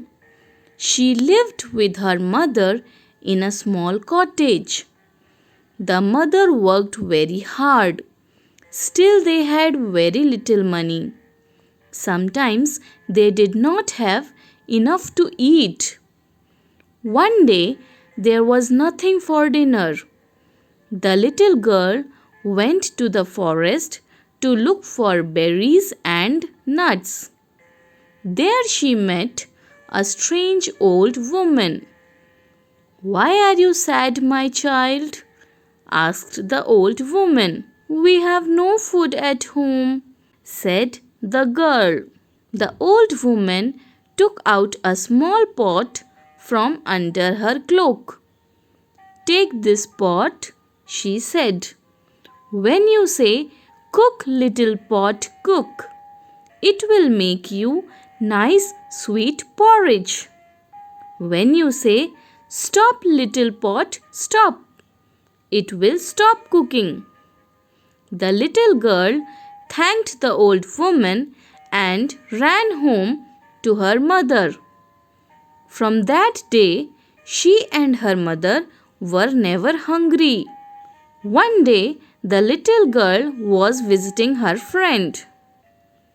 Some neighbors came to their cottage. Her mother wanted to show them the magic pot. She said, "Cook, little pot, cook." The pot started cooking lovely hot porridge.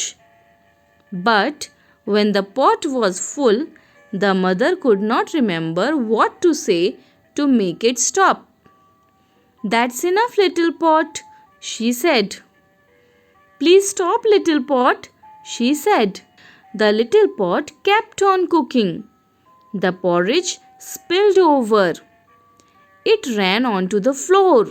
It flowed like a river out of the cottage door and into the streets. And still the mother couldn't remember the right words. The river of sweet porridge entered people's homes. Finally, it reached the house of the little girl's friend. Someone got a boat and rowed the little girl back to her own house. As soon as they reached her cottage, she called out, "Stop, little pot, stop!" The pot stopped cooking. The village was saved from drowning in porridge. The mother learned a lesson.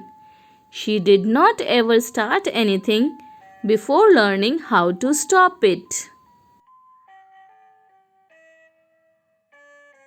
Story: Going to buy a book. One day, grandfather gave my brother and me some money. "Go and buy books," he said. We were both very happy. We both love to read. Should we go now? Should we go later? Should we go today? Should we go tomorrow? We decided to go right now. Should we go to the big market? Should we go to the small shop? Should we go with somebody? Should we go alone? We decided to go to the small shop, just the two of us. We like the small bookshop. It is small, but it has many books. The man in the shop likes us. He always helps us. Should I buy a book with a lot of pictures? Should I buy a book with a lot of stories? Should I buy a thin book? I could not decide. We did not know which book to buy. The man in the shop smiled at us. "Relax, come with me," he said. "These books are about animals. Those are about machines. Those over there are about wars. Take what you want." I picked some books. My brother picked some books. I sat on the floor. He sat on the chair. And we read, and we read, and we read. It was very quiet. There was no sound. 1 hour passed. 2 hours passed.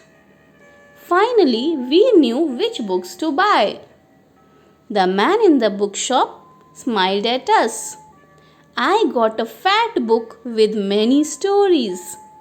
My brother got a big book with many pictures. We ran home to our grandfather. We climbed on his bed. He put his arms around us, and then we read and read and read.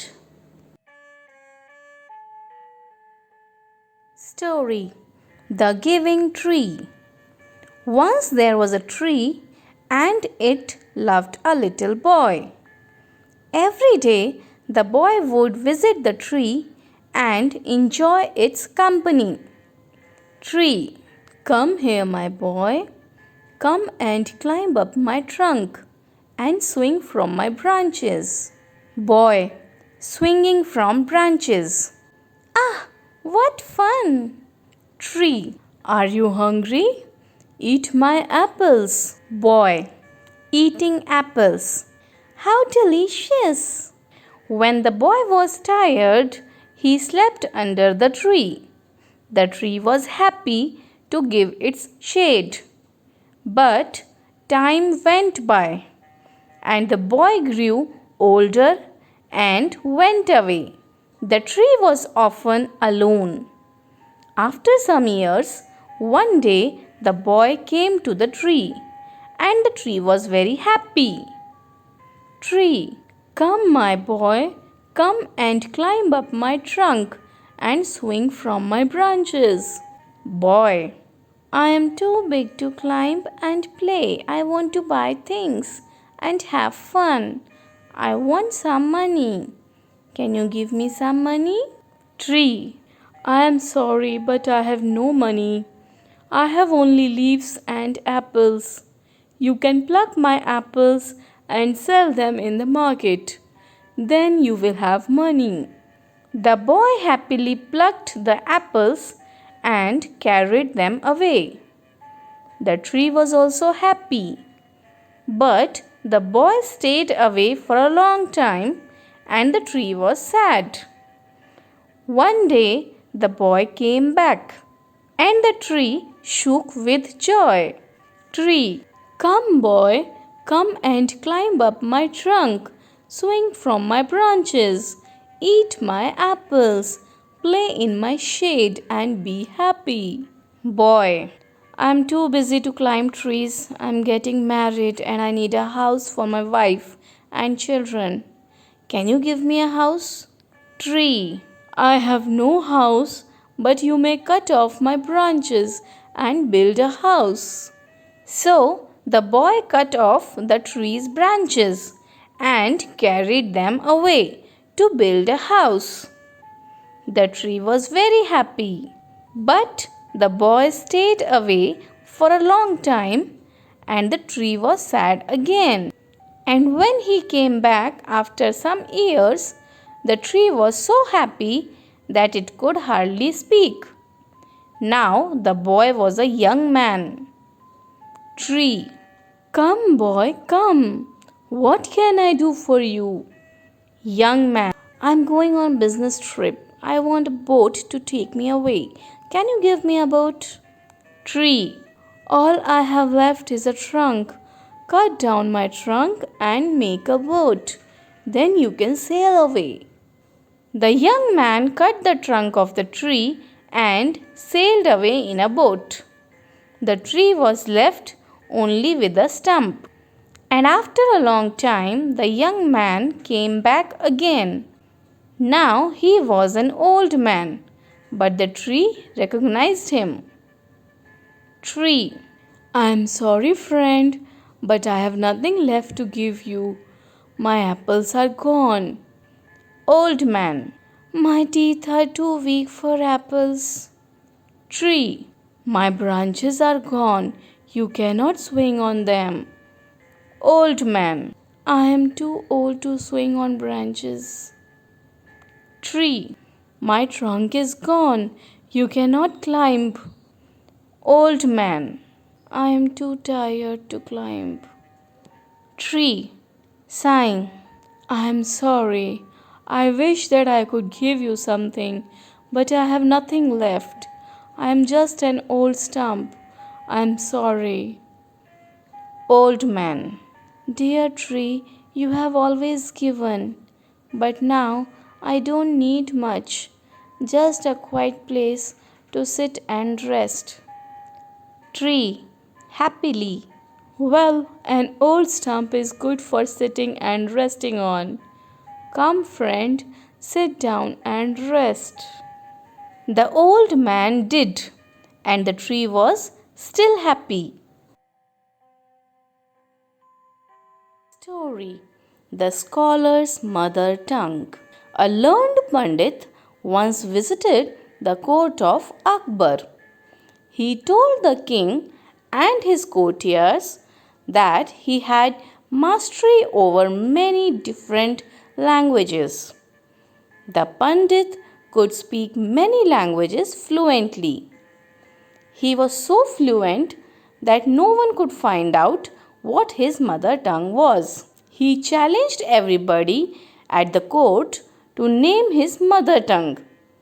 When everyone failed, the challenge was taken up by Birbal.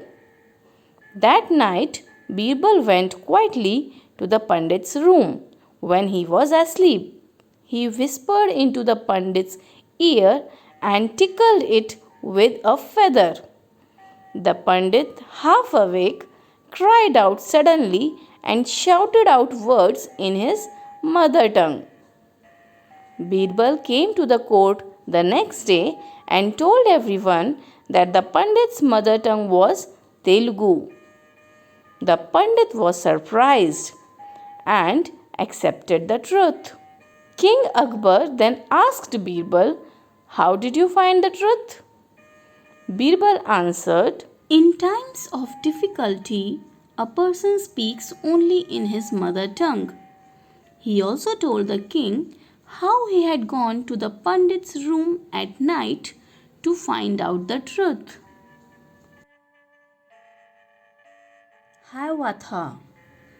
Hiawatha was a young Native American boy. He lived with his old grandmother, Nokomis, in a wigwam. Nokomis taught Hiawatha about the wonders around them. She told him about the stars, the trees, the insects, the birds, the animals, and many other things. Hiawatha grew up to love them all. He could talk to the birds and the animals, and they to him. Then the little Hiawatha learned of every bird its language, learned their names and all their secrets, how they built their nests in summer, where they hid themselves in winter, talked with them whenever he met them, called them Hiawatha's chickens. Of all beasts, he learned the language, learned their names and all their secrets, how the beavers built their lodges, where the squirrels hid their acorns, how the reindeer ran so swiftly, why the rabbit was so timid, talked with them whenever he met them, called them Hiawatha's brothers. Story: Helen Keller. It was the summer of 1880. A healthy baby girl was born in a small town in Alabama. Her parents loved her dearly and named her Helen Keller. But one day the baby became ill, and day after day her fever stayed high. Everyone in the family tried to help her to get better, but all they could say was, "There is nothing more we can do. The baby may not live." Helen lived, but she was not the same after her illness. "Something is very wrong," her mother said. At last, they found out what was wrong. The child could not see or hear. The baby grew into a little girl. Her parents felt sorry for her. Helen often cried and held on to her mother. "Give the poor child what she wants," her father would say. Though Helen could not hear or see, she was a bright little girl. Some people thought Helen could not learn anything. Her mother did not agree. "Helen is very smart," she said, and added, "The problem is, how can we reach her? She is locked up inside herself." Helen began to grow wild. She would not let anyone comb her hair. Her clothes were always dirty. She was often angry. Sometimes She even lay on the floor and kicked her feet. Her parents thought that they should find a teacher for her. Miss Sullivan, a young teacher, agreed to help Helen to learn to see the world. Miss Sullivan gave Helen a doll. DOLL spells the doll. She spelled the word with her fingers into Helen's hand. She made the letters with special hand signs. Helen copied her teacher and spelled DOLL too. But she did not understand what she was doing. Helen liked Miss Sullivan. She was strict but kind. She spelled a lot of words for Helen on her hand, day and night, to make Helen understand. One day her teacher made Helen put her hand into running water. Then she spelled WATER. Suddenly Helen understood that WATER meant something wet running over her hand. She understood that words were the most important things in the world. Words would tell her everything she wanted to know. Story: The Little Fir Tree. Shetty the magician was returning home when all of a sudden it began to rain. It rained heavily. Shetty looked around for shelter and saw a pretty little fir tree. He ran towards it as fast as he could. Soon the rain stopped. Shetty was happy that he did not get wet. "Thank you. You have been kind to me. I would like to reward you. Ask for 4 wishes and I will grant them," said the magician. The sad fir tree had leaves like needles, and no birds ever made their nests on it. So it said, "I wish I had green leaves like my other friends." Next morning its wish was granted. Soon a goat came along and ate all the green leaves. "Oh dear," said the fir tree, "I wish I had gold leaves, as goats do not eat gold leaves." When the little fir tree woke up the next morning, it was surprised to see gold leaves. "How happy I am," it said. 2 men came along and stole the gold leaves. "I wish I had glass leaves." Men do not steal glass leaves. The next day, its glass leaves shone in the bright sun. "How happy I am," it said. At night, the wind blew, whoo! All the glass leaves broke. "Oh dear," said the fir tree, "I like my old needle-like leaves best, for goats do not eat them. No man can steal them. The wind will do them no harm." The tree went to sleep. When it woke up the next morning, it had all its needles back again. "Oh, I never was so happy," said the little fir tree. Story: Nasruddin's Aim. One day, Nasruddin was chatting with his friends. He began to boast, "No one can match my skill in archery. I string the bow, take aim, and shoot the arrow. Whoosh! The arrow is sure to hit right on target." Hearing this, one of his friends immediately brought a bow and some arrows. Giving them to Nasruddin, he said, "Here, Nasruddin, take this bow and arrows." Then, pointing towards a target, he said, "Aim at that target and shoot an arrow." Nasruddin held the bow in his hands, strung it, aimed at the target, and shot an arrow. Woo! The arrow didn't hit the target. Instead, it fell down somewhere in the middle. Ha ha ha ha! His friends started laughing. They said, "Hey Nasruddin, is this your best aim?" "Oh no, not at all," said Nasruddin, defending himself. "This wasn't my aim, it was Azad's aim. I just showed you how Azad shoots an arrow." Saying this, Nasruddin picked up another arrow. Once again, he strung the bow, aimed at the target, and shot the arrow. This time, the arrow fell a little further from where it had fallen before, but it certainly didn't hit the target. They asked Nasruddin, "And this must be how you shoot an arrow?" "Of course not," argued Nasruddin.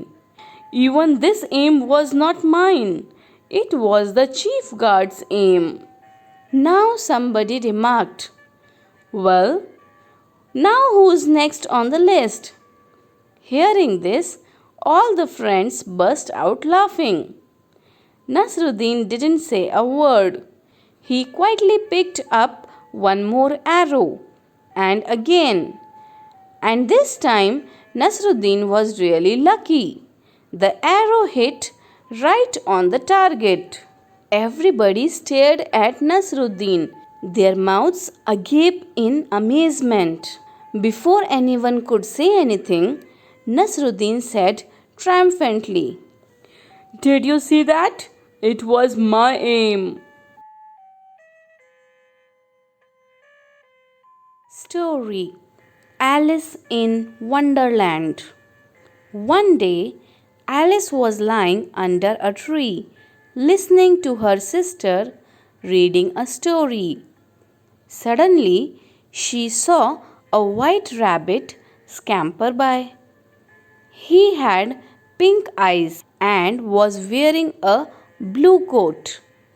He took out a big watch from his waistcoat pocket, and as he hurried away, he said, "Oh dear, I will be too late."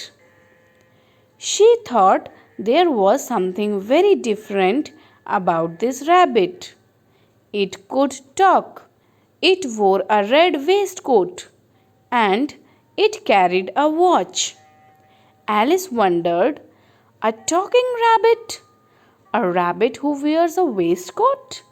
Alice was burning with curiosity, and she followed the white rabbit. The rabbit started running, and Alice followed the rabbit. The rabbit suddenly popped down a large rabbit hole. Alice jumped into the rabbit hole too. The rabbit went down and down and down and down into the rabbit hole. Alice said aloud, "Where am I? How many miles down have I fallen? I must be getting somewhere near the center of earth." She wondered, "Will I slip through the earth to the other side?"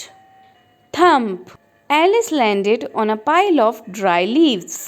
She looked around quickly and suddenly saw the white rabbit again.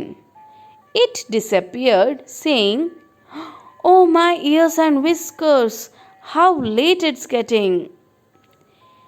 Alice stood up and saw a small door about 15 inches high. It was too small for her to go through. She saw a glass table with a golden key on it.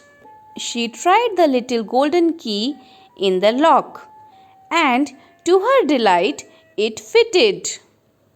Alice opened the door and looked into the loveliest garden she had ever seen. How she longed to be among those beds of bright flowers and those cool fountains. But she could not even get her head through the doorway. Oh, how I wish I could become smaller, she exclaimed loudly. Story: Pinocchio. Once upon a time, an old carpenter bought a very queer piece of wood. As he used his plane on it, he heard a little laughing voice say, "Stop, you are tickling me." The old man was puzzled by the voice. He said, "This is a strange piece of wood. What shall I do with it? I think I'll make it into a puppet." He set to work, and as the puppet boy took shape, the old man said, "He must have a name. I will call him Pinocchio." As soon as he finished making the eyes, the carpenter was amazed to see them move. Before the mouth was made, it began to laugh. "Stop laughing," the old man said. It did stop, but as soon as his back was turned, it put out its tongue and its nose grew long. No sooner were its hands ready than it snatched off the carpenter's wig and put it on its own head. And then Pinocchio's nose grew longer. When its legs and feet were made, they were too stiff to use. So the carpenter showed Pinocchio how to use them. Now the carpenter decided to send Pinocchio to school. But there, Pinocchio did nothing but look for fun. He often ran away from school. "Why don't you go to school?" asked the carpenter. Pinocchio told him a lie, and his nose started growing longer and longer. Each time he was rude to someone or told a lie, his nose grew longer. Finally, Pinocchio said, "I'm glad to be a real boy. I will never lie again." Story: Tom and Mick. See the fat cat? His name is Tom. He has soft fur on his body.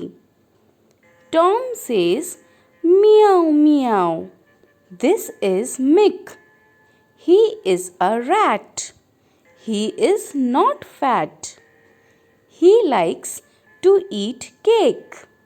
Tom and Mick are pals.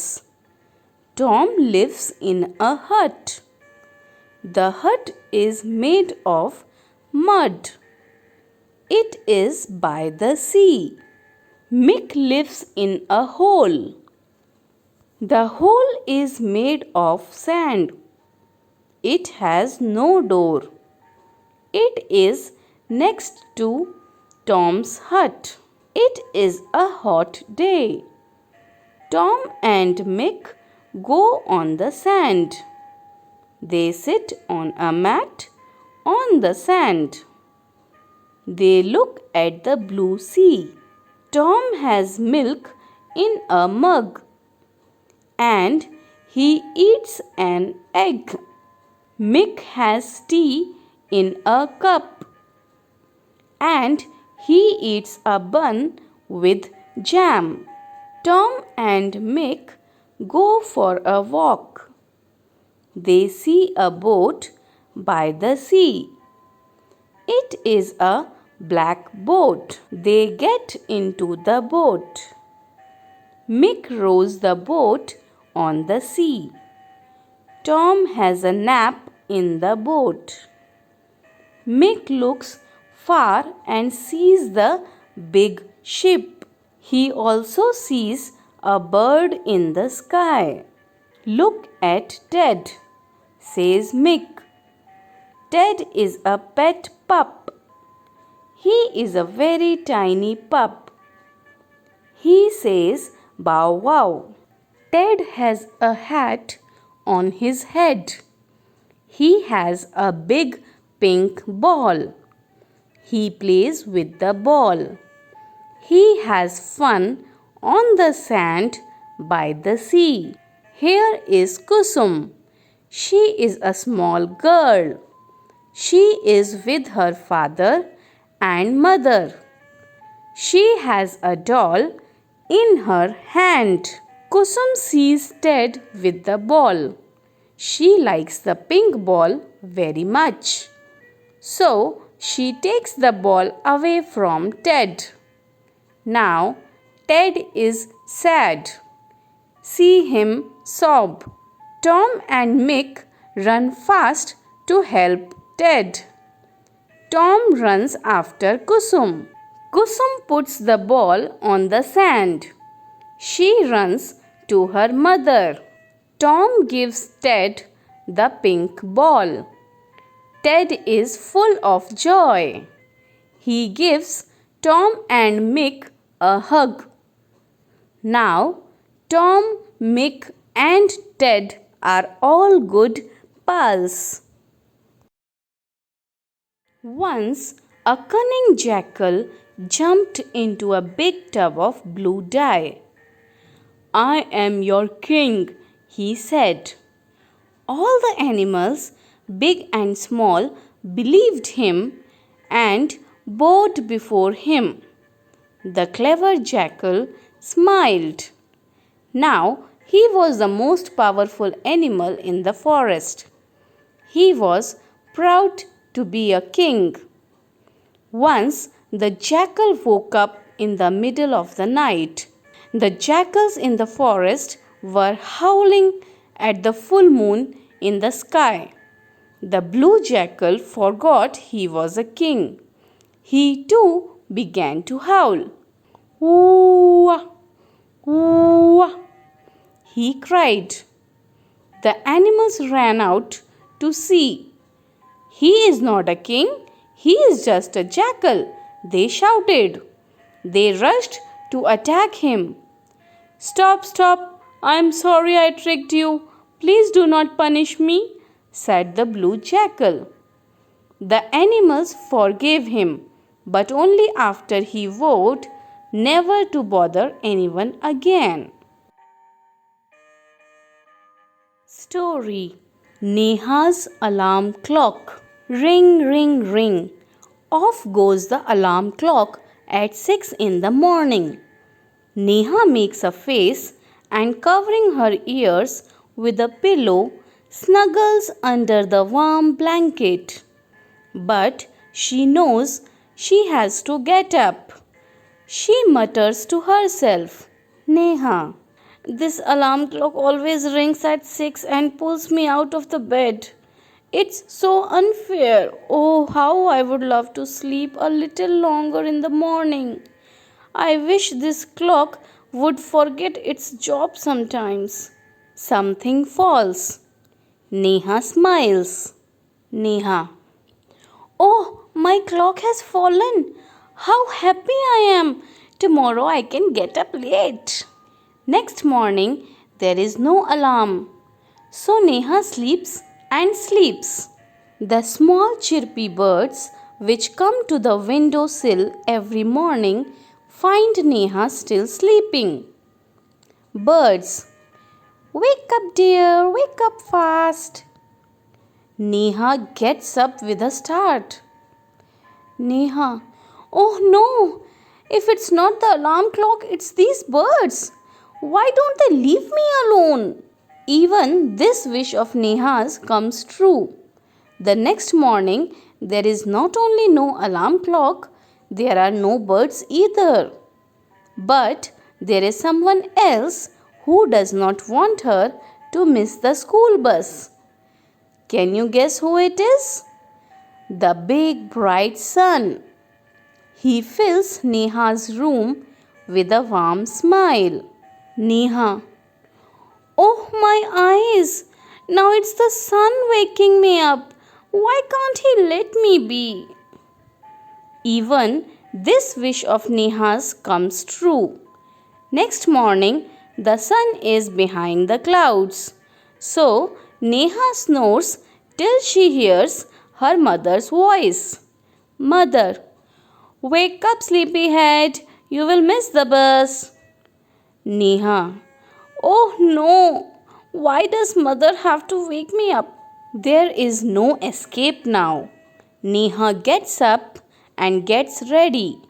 Can you imagine what happens the next day? Neha wakes up with a start. Her watch says it is 6 o'clock. She calls out to her mother. Neha, Ma, who woke me up today? Mother smiles. Mother, who else? You, of course. Neha, but I was sleeping. How could I? Mother, now tell me, why do you eat your lunch every day at 1 in the afternoon? Neha, I feel hungry. Mother, why do you sleep at 9 every night? Neha, because I feel sleepy. Mother, there is a clock inside you which tells you when to eat, when to sleep, and when to wake up. Neha, oh, I better rush now. I don't want to miss the bus. Mother, relax. Today is Sunday. Neha, oh. Story: Anya and the Dragon. In a land far away, there lived an old dragon. He was kept chained up in the king's palace. Everyone was scared of him. The dragon was lonely and sad. He did not want people to be afraid of him. He wanted to be free and fly in the sky. The chains on his feet hurt him. But what could he do? Late one night, the dragon was sleeping when he heard something. He opened his eyes sleepily. It was Princess Anya. Her left leg was shorter than her right leg. She had to walk on crutches. Will you give me a ride on your back? Asked Anya. She told the dragon that she couldn't go horse riding like her brothers. The king wouldn't let her because of her crutches. I know where the keys to your chains are kept, she said. My father keeps them in his cupboard. Aren't you afraid of me? Asked the dragon. No, said the brave princess. You have kind eyes. The dragon smiled. The next night, Anya visited the dragon again. She had the keys and unlocked his chains. They crept outside. The dragon stretched his wings. Ah, it felt so good. They flew up high and swooped down low. They flew near the moon and over the stars. When they came back, the king was waiting for them. I saw you, said the king. Anya was scared, and so was the dragon. But the king smiled. I have never seen you so happy, Anya, he said. From now on, you can ride on the dragon. I know you will be safe with him. He took the keys from Anya and threw them in the pond. The dragon smiled. He was free at last, and he had a friend. Story: The Old Woman Who Lived in a Vinegar Bottle. There was once a tiny old woman who lived in a vinegar bottle. It was a tiny house with a tiny bed in which the little old woman slept with her knees pulled up right under her chin. Every day the old woman sat outside and complained about her house. Oh, what a pity that I have to live in a house such as this. I want a proper little house with wooden walls and a real roof and neighbors to talk to. Just then a fairy was passing by and she thought, poor old woman, I think I can help her. The fairy flew across to the old woman and said, turn around 3 times before you go to bed tonight. Tomorrow you will see what you will see. And off she flew. I suppose I can try it, the old woman thought, and before she went to bed, she first turned around 3 times. When she woke up the next morning, she heard people talking and calling to each other. And there she was, in a proper little house with wooden walls and a real roof and neighbors to talk to. A few months later, the fairy was passing by again, and there was the old woman sitting outside her little house. And what did the fairy hear? Oh, what a pity that I should have to live in a house such as this. I should be living in a big house on a hill with a servant to do all the work and no neighbors to make a noise. Well, what should I do now? Thought the fairy, and spoke to the old woman as before.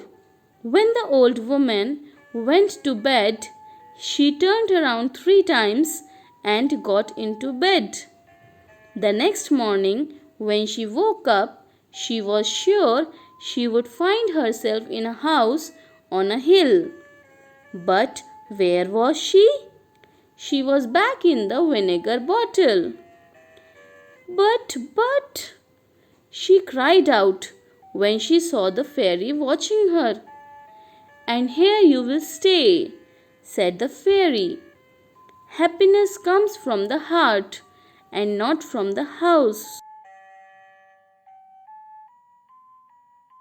Story: Mike runs away from home. Mike is 5 years old. He is sitting on his parents' bed eating a bowl of noodles. His father is reading a book. Father: Mike, you cannot eat on the bed. Mike doesn't listen. Father: you are going to make a mess. Get off the bed and go and eat in the kitchen. Mike: nothing will happen, Pa. Just then, the bowl slips from his hand and the noodles land on Pa's new shirt, leaving a big stain. Mike: oh no! Father: I told you not to eat here. Now look at my shirt. Mike: I'm sorry. Father: put the shirt in the bathroom and take the bowl away. No TV for you tomorrow.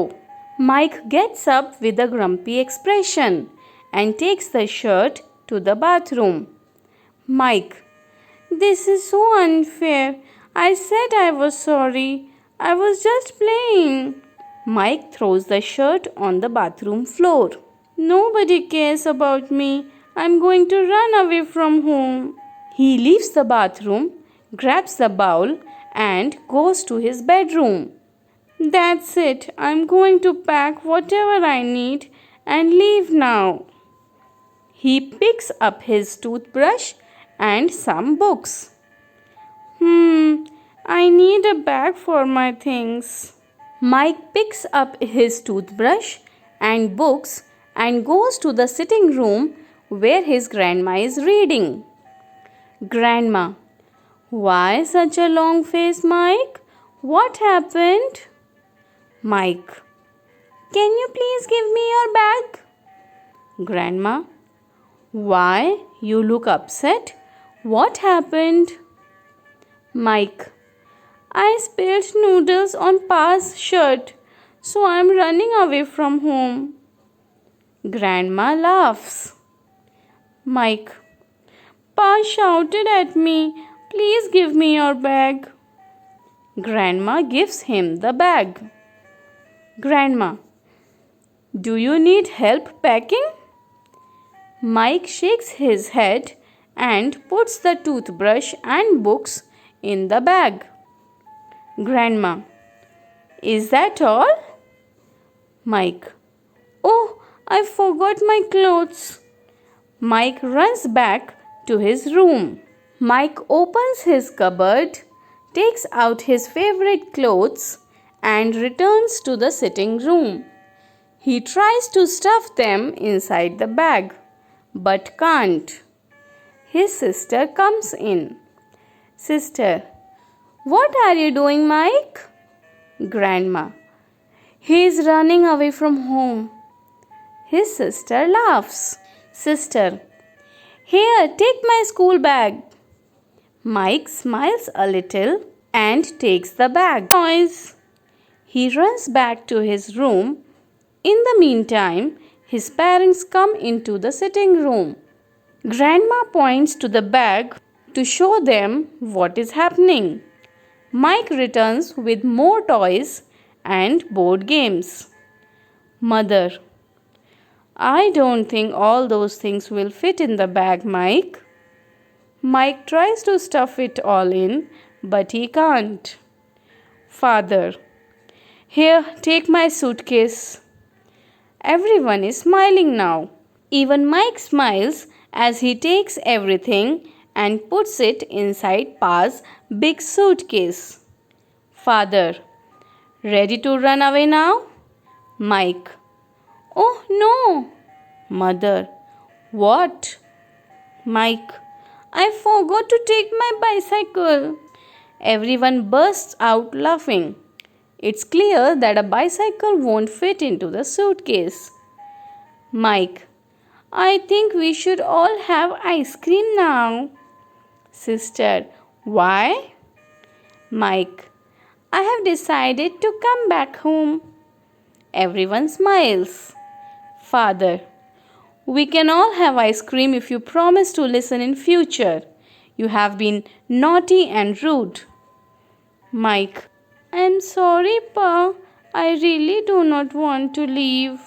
Mike sits in Pa's lap and happily eats ice cream. Story.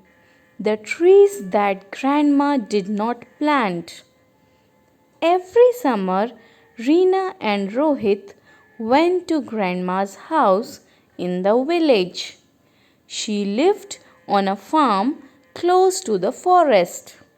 The forest was full of beautiful trees. How did you plant so many trees, Grandma? Reena asked one day, as she picked up a red gulmohar flower that had fallen on the ground. I did not plant them, dear, Grandma said. Rohit was surprised. Then who did? He asked. He had boasted to everybody in school that his grandma had planted a whole forest. Maybe the monkeys planted a few of them, and the birds, and the deer.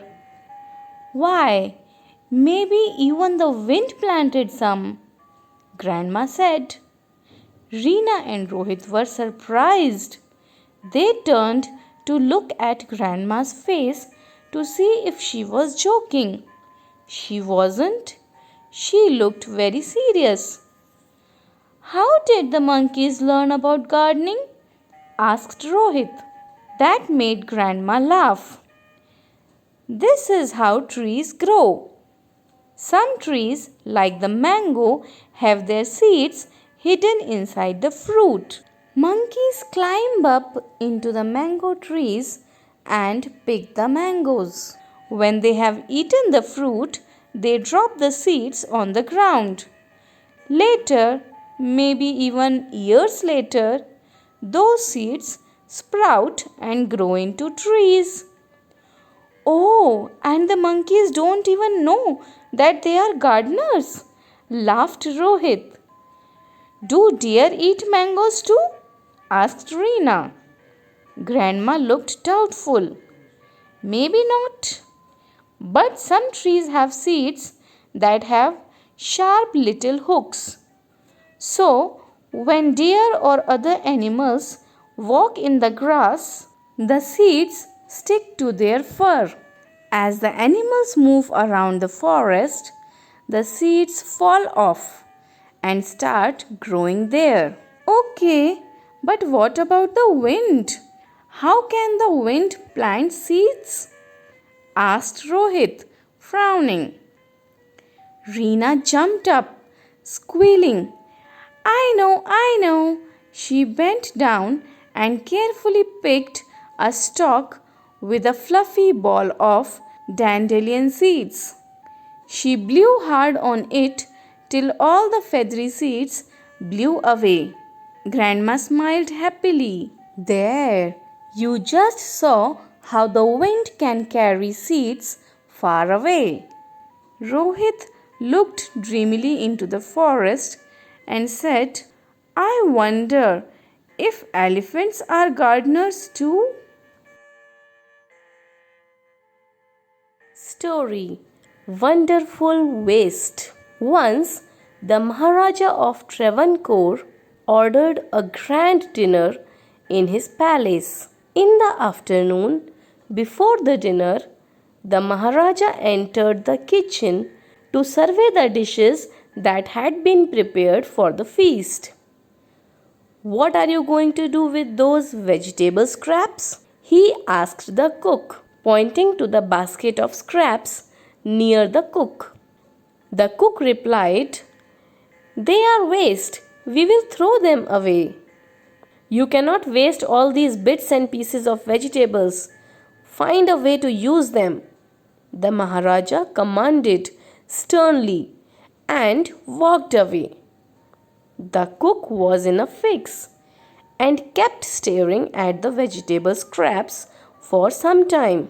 Suddenly, an idea flashed across his mind.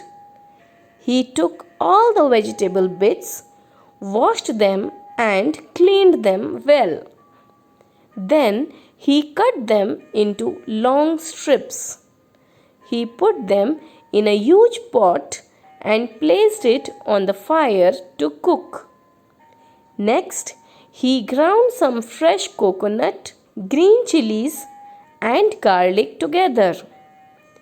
He added this paste and some salt to the cooking vegetables. A tempting smell started coming from the pot. Now he whipped some curd and added it to the curry. He also poured a few spoonfuls of coconut oil and decorated the dish with curry leaves. Lo and behold, the new dish was ready. The cook served this new dish to the guests that evening. Everyone was eager to know the name of the new dish. The cook thought and thought. Then a name came to his mind. He named it Avial. Avial became famous all over Kerala and is now one of the dishes in a traditional Kerala feast. And imagine, it all came from a basket of waste.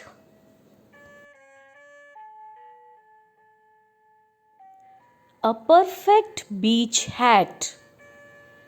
Kimmy was visiting her Aunt Jane at her house at the beach. It was a beautiful summer day. Kimmy built a giant sand castle in the morning. Aunt Jane took pictures of the castle to send to Kimmy's parents. Kimmy wanted to play on the beach that afternoon. She wanted to build another sand castle. Aunt Jane told her it was too sunny. Aunt Jane said Kimmy could only go if she had sunscreen and a hat. Kimmy didn't have a hat. Aunt Jane had a lot of hats. Aunt Jane said that Kimmy could borrow one of hers, since bigger hats were better anyway. Kimmy tried on 4 hats. The pink one was really pretty, but it had a big bow. The ribbons kept going into Kimmy's eyes. That would not be good for building a sand castle. The blue hat was too fancy. Kimmy did not like that hat at all. The red hat was nice, but it had flowers on it. Kimmy was afraid the flowers would get dirty. Then Kimmy saw a big straw hat with a short red ribbon on it. The bow was not too droopy. The hat was not too fancy. It would be easy to clean. Kimmy knew it was the perfect hat. Story: Bamboo Curry. One day, the mother-in-law of a Santhal bridegroom cooked a special dish for him when he visited her. "This curry is delicious. What is it?" The mother-in-law pointed at the bamboo door. Next morning, just as he was about to leave, he remembered that there was no bamboo in his village. So, he removed the bamboo door and, carrying it with him, left for his home. On reaching his village, he told his wife, "Make curry with this bamboo door." She was shocked. "How can I make curry out of a bamboo door?" "Come, I will help you by chopping up the bamboo," he said. His wife boiled it and boiled it. Later, when her husband tasted it, he said, "It's too hard to eat. You don't know how to cook." His wife added more water and boiled it and boiled it. "It's still too hard. I can't eat it." The in-laws came to visit the young couple that evening. They all laughed at his foolishness. The mother-in-law said, "Didn't you know the curry was made from bamboo shoot and not from a bamboo door?" Story: The Ant and the Dove. On his way home, an ant saw a sparkling fountain. He crawled onto its wall to take a closer look. Suddenly, he slipped and fell into the water. He gurgled and panicked and waved his legs in the air. "Help! I can't swim!" he cried. Luckily, just at that moment, a friendly dove flew by. She saw that the tiny ant was drowning and quickly flew to a nearby tree. She pulled off a leaf and let it glide down to the ant. "Here you are," she cooed and flew away. Story: Robinson Crusoe discovers a footprint. Robinson Crusoe's ship had been destroyed by the sea. He had been alone for many years and longed for company. One day he discovers a footprint on the sand. Let's find out what he did then. "One day, when I was going towards my boat, I was surprised to see the footprint of a man on the sand. I stood amazed. I listened. I looked around me. I could neither hear nor see anything. I went up higher to look down. I went up the shore and down the shore, but it was no good. I could find no other footprint but that one. I went to it again to see if there were any more footprints and to tell if it had been my imagination. But I was not mistaken, for there was exactly the print of a foot, toes, heel, every part of a foot. I could not imagine how it came there.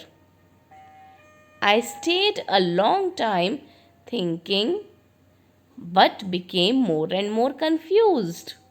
At last, I returned home very frightened, looking behind me after every 2 or 3 steps, mistaking every bush and tree to be a man.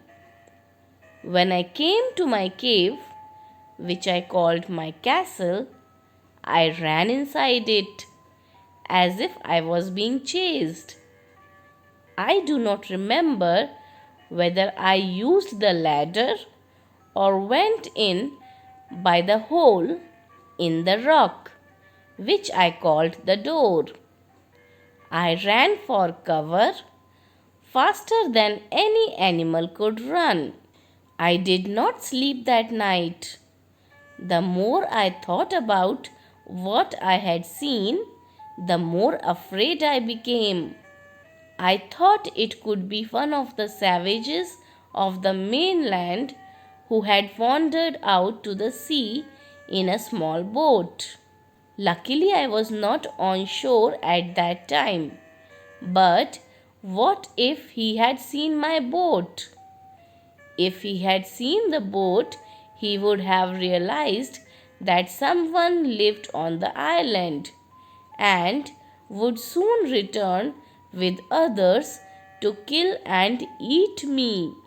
And so I lay fearful for many days and prayed for protection. In doing so, I was much comforted and began going out to investigate.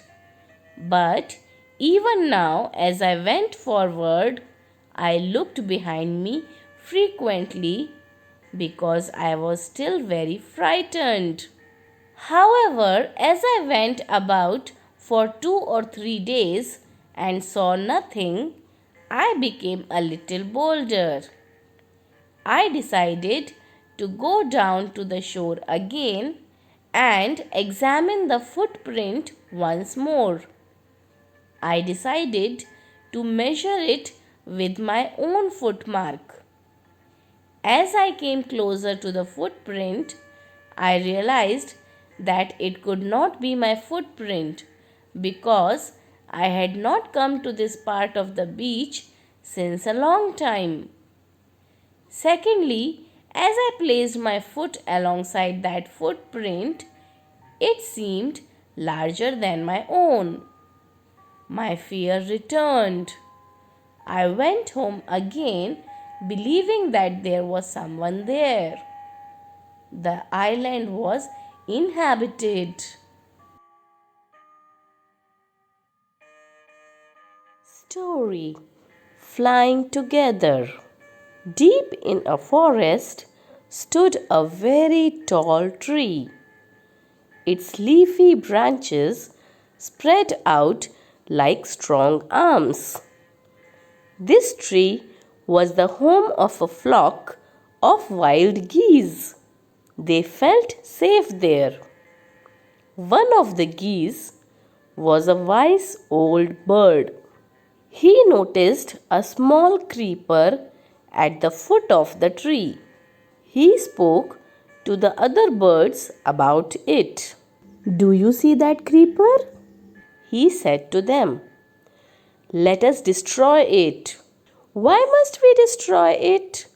Asked the geese in surprise. It is so small. What harm can it do? My friends, replied the wise old bird, that little creeper will soon grow. As it creeps up this tree, it will become thick and strong. What of that? Asked the geese. What harm can a creeper do us? Don't you see? Replied the wise bird. With the help of that creeper, it will be possible for someone to climb this tree. A hunter can come up and kill us all. Well, there's no hurry, they replied.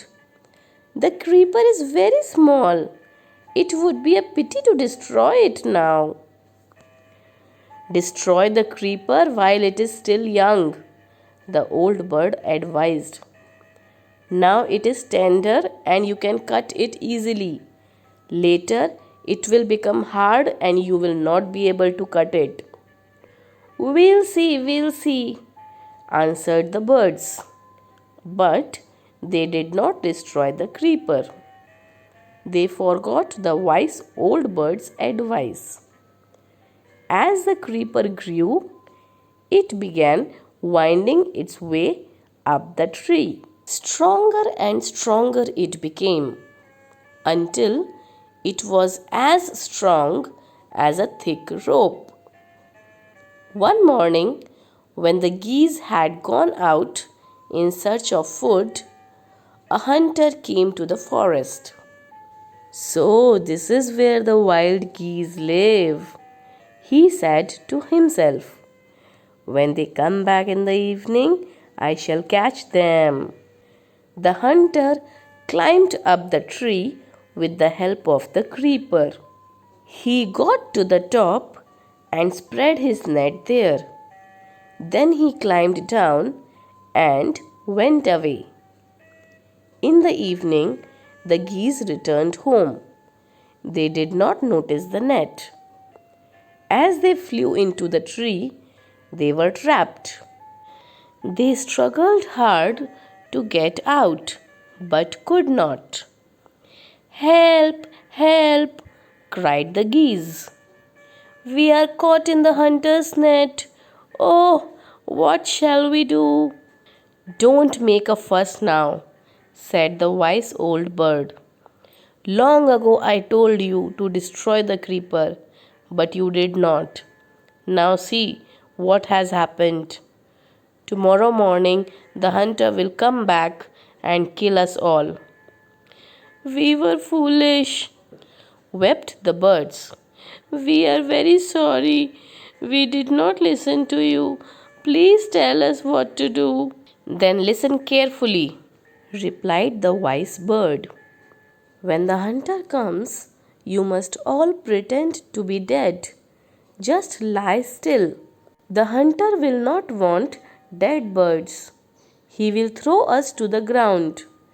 It will then be easy for him to climb down, collect the dead birds, and take them home. When the last of us has been thrown down, we must quickly get up and fly away. In the morning, the hunter came to the tree and climbed up. He looked at the geese in the net. They are all dead, he muttered to himself. He threw them out of the net one by one. The birds lay still until the last one had been thrown down. Then, all at once, they got up, flapped their wings, and flew away.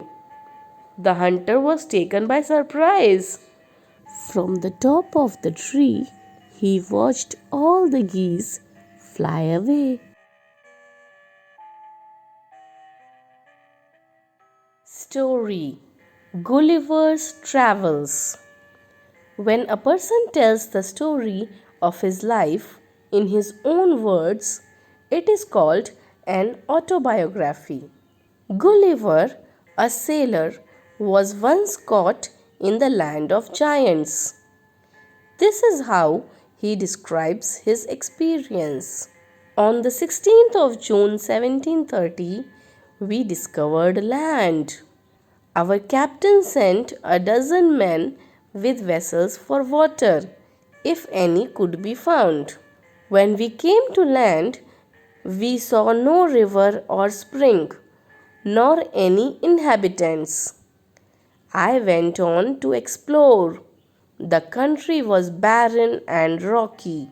I turned back to join the crew, only to see them getting into the boat and rowing for life to get to the ship. Before I could reach them, I observed a huge creature walking after them in the sea as fast as he could. The water of the ocean reached only till his knees. However, the monster was unable to overtake the speeding boat. I turned back quickly and climbed up a steep hill with fields of barley on either side and the corn rising up to 40 feet. There was a fence to pass from one field to the other. It was impossible for me to climb because every step was 6 feet high. It was 10 times larger than an ox. The farmer's wife was stroking him. Then entered the farmer's 1-year-old son in the arms of a lady. On seeing me, the child grabbed me from the table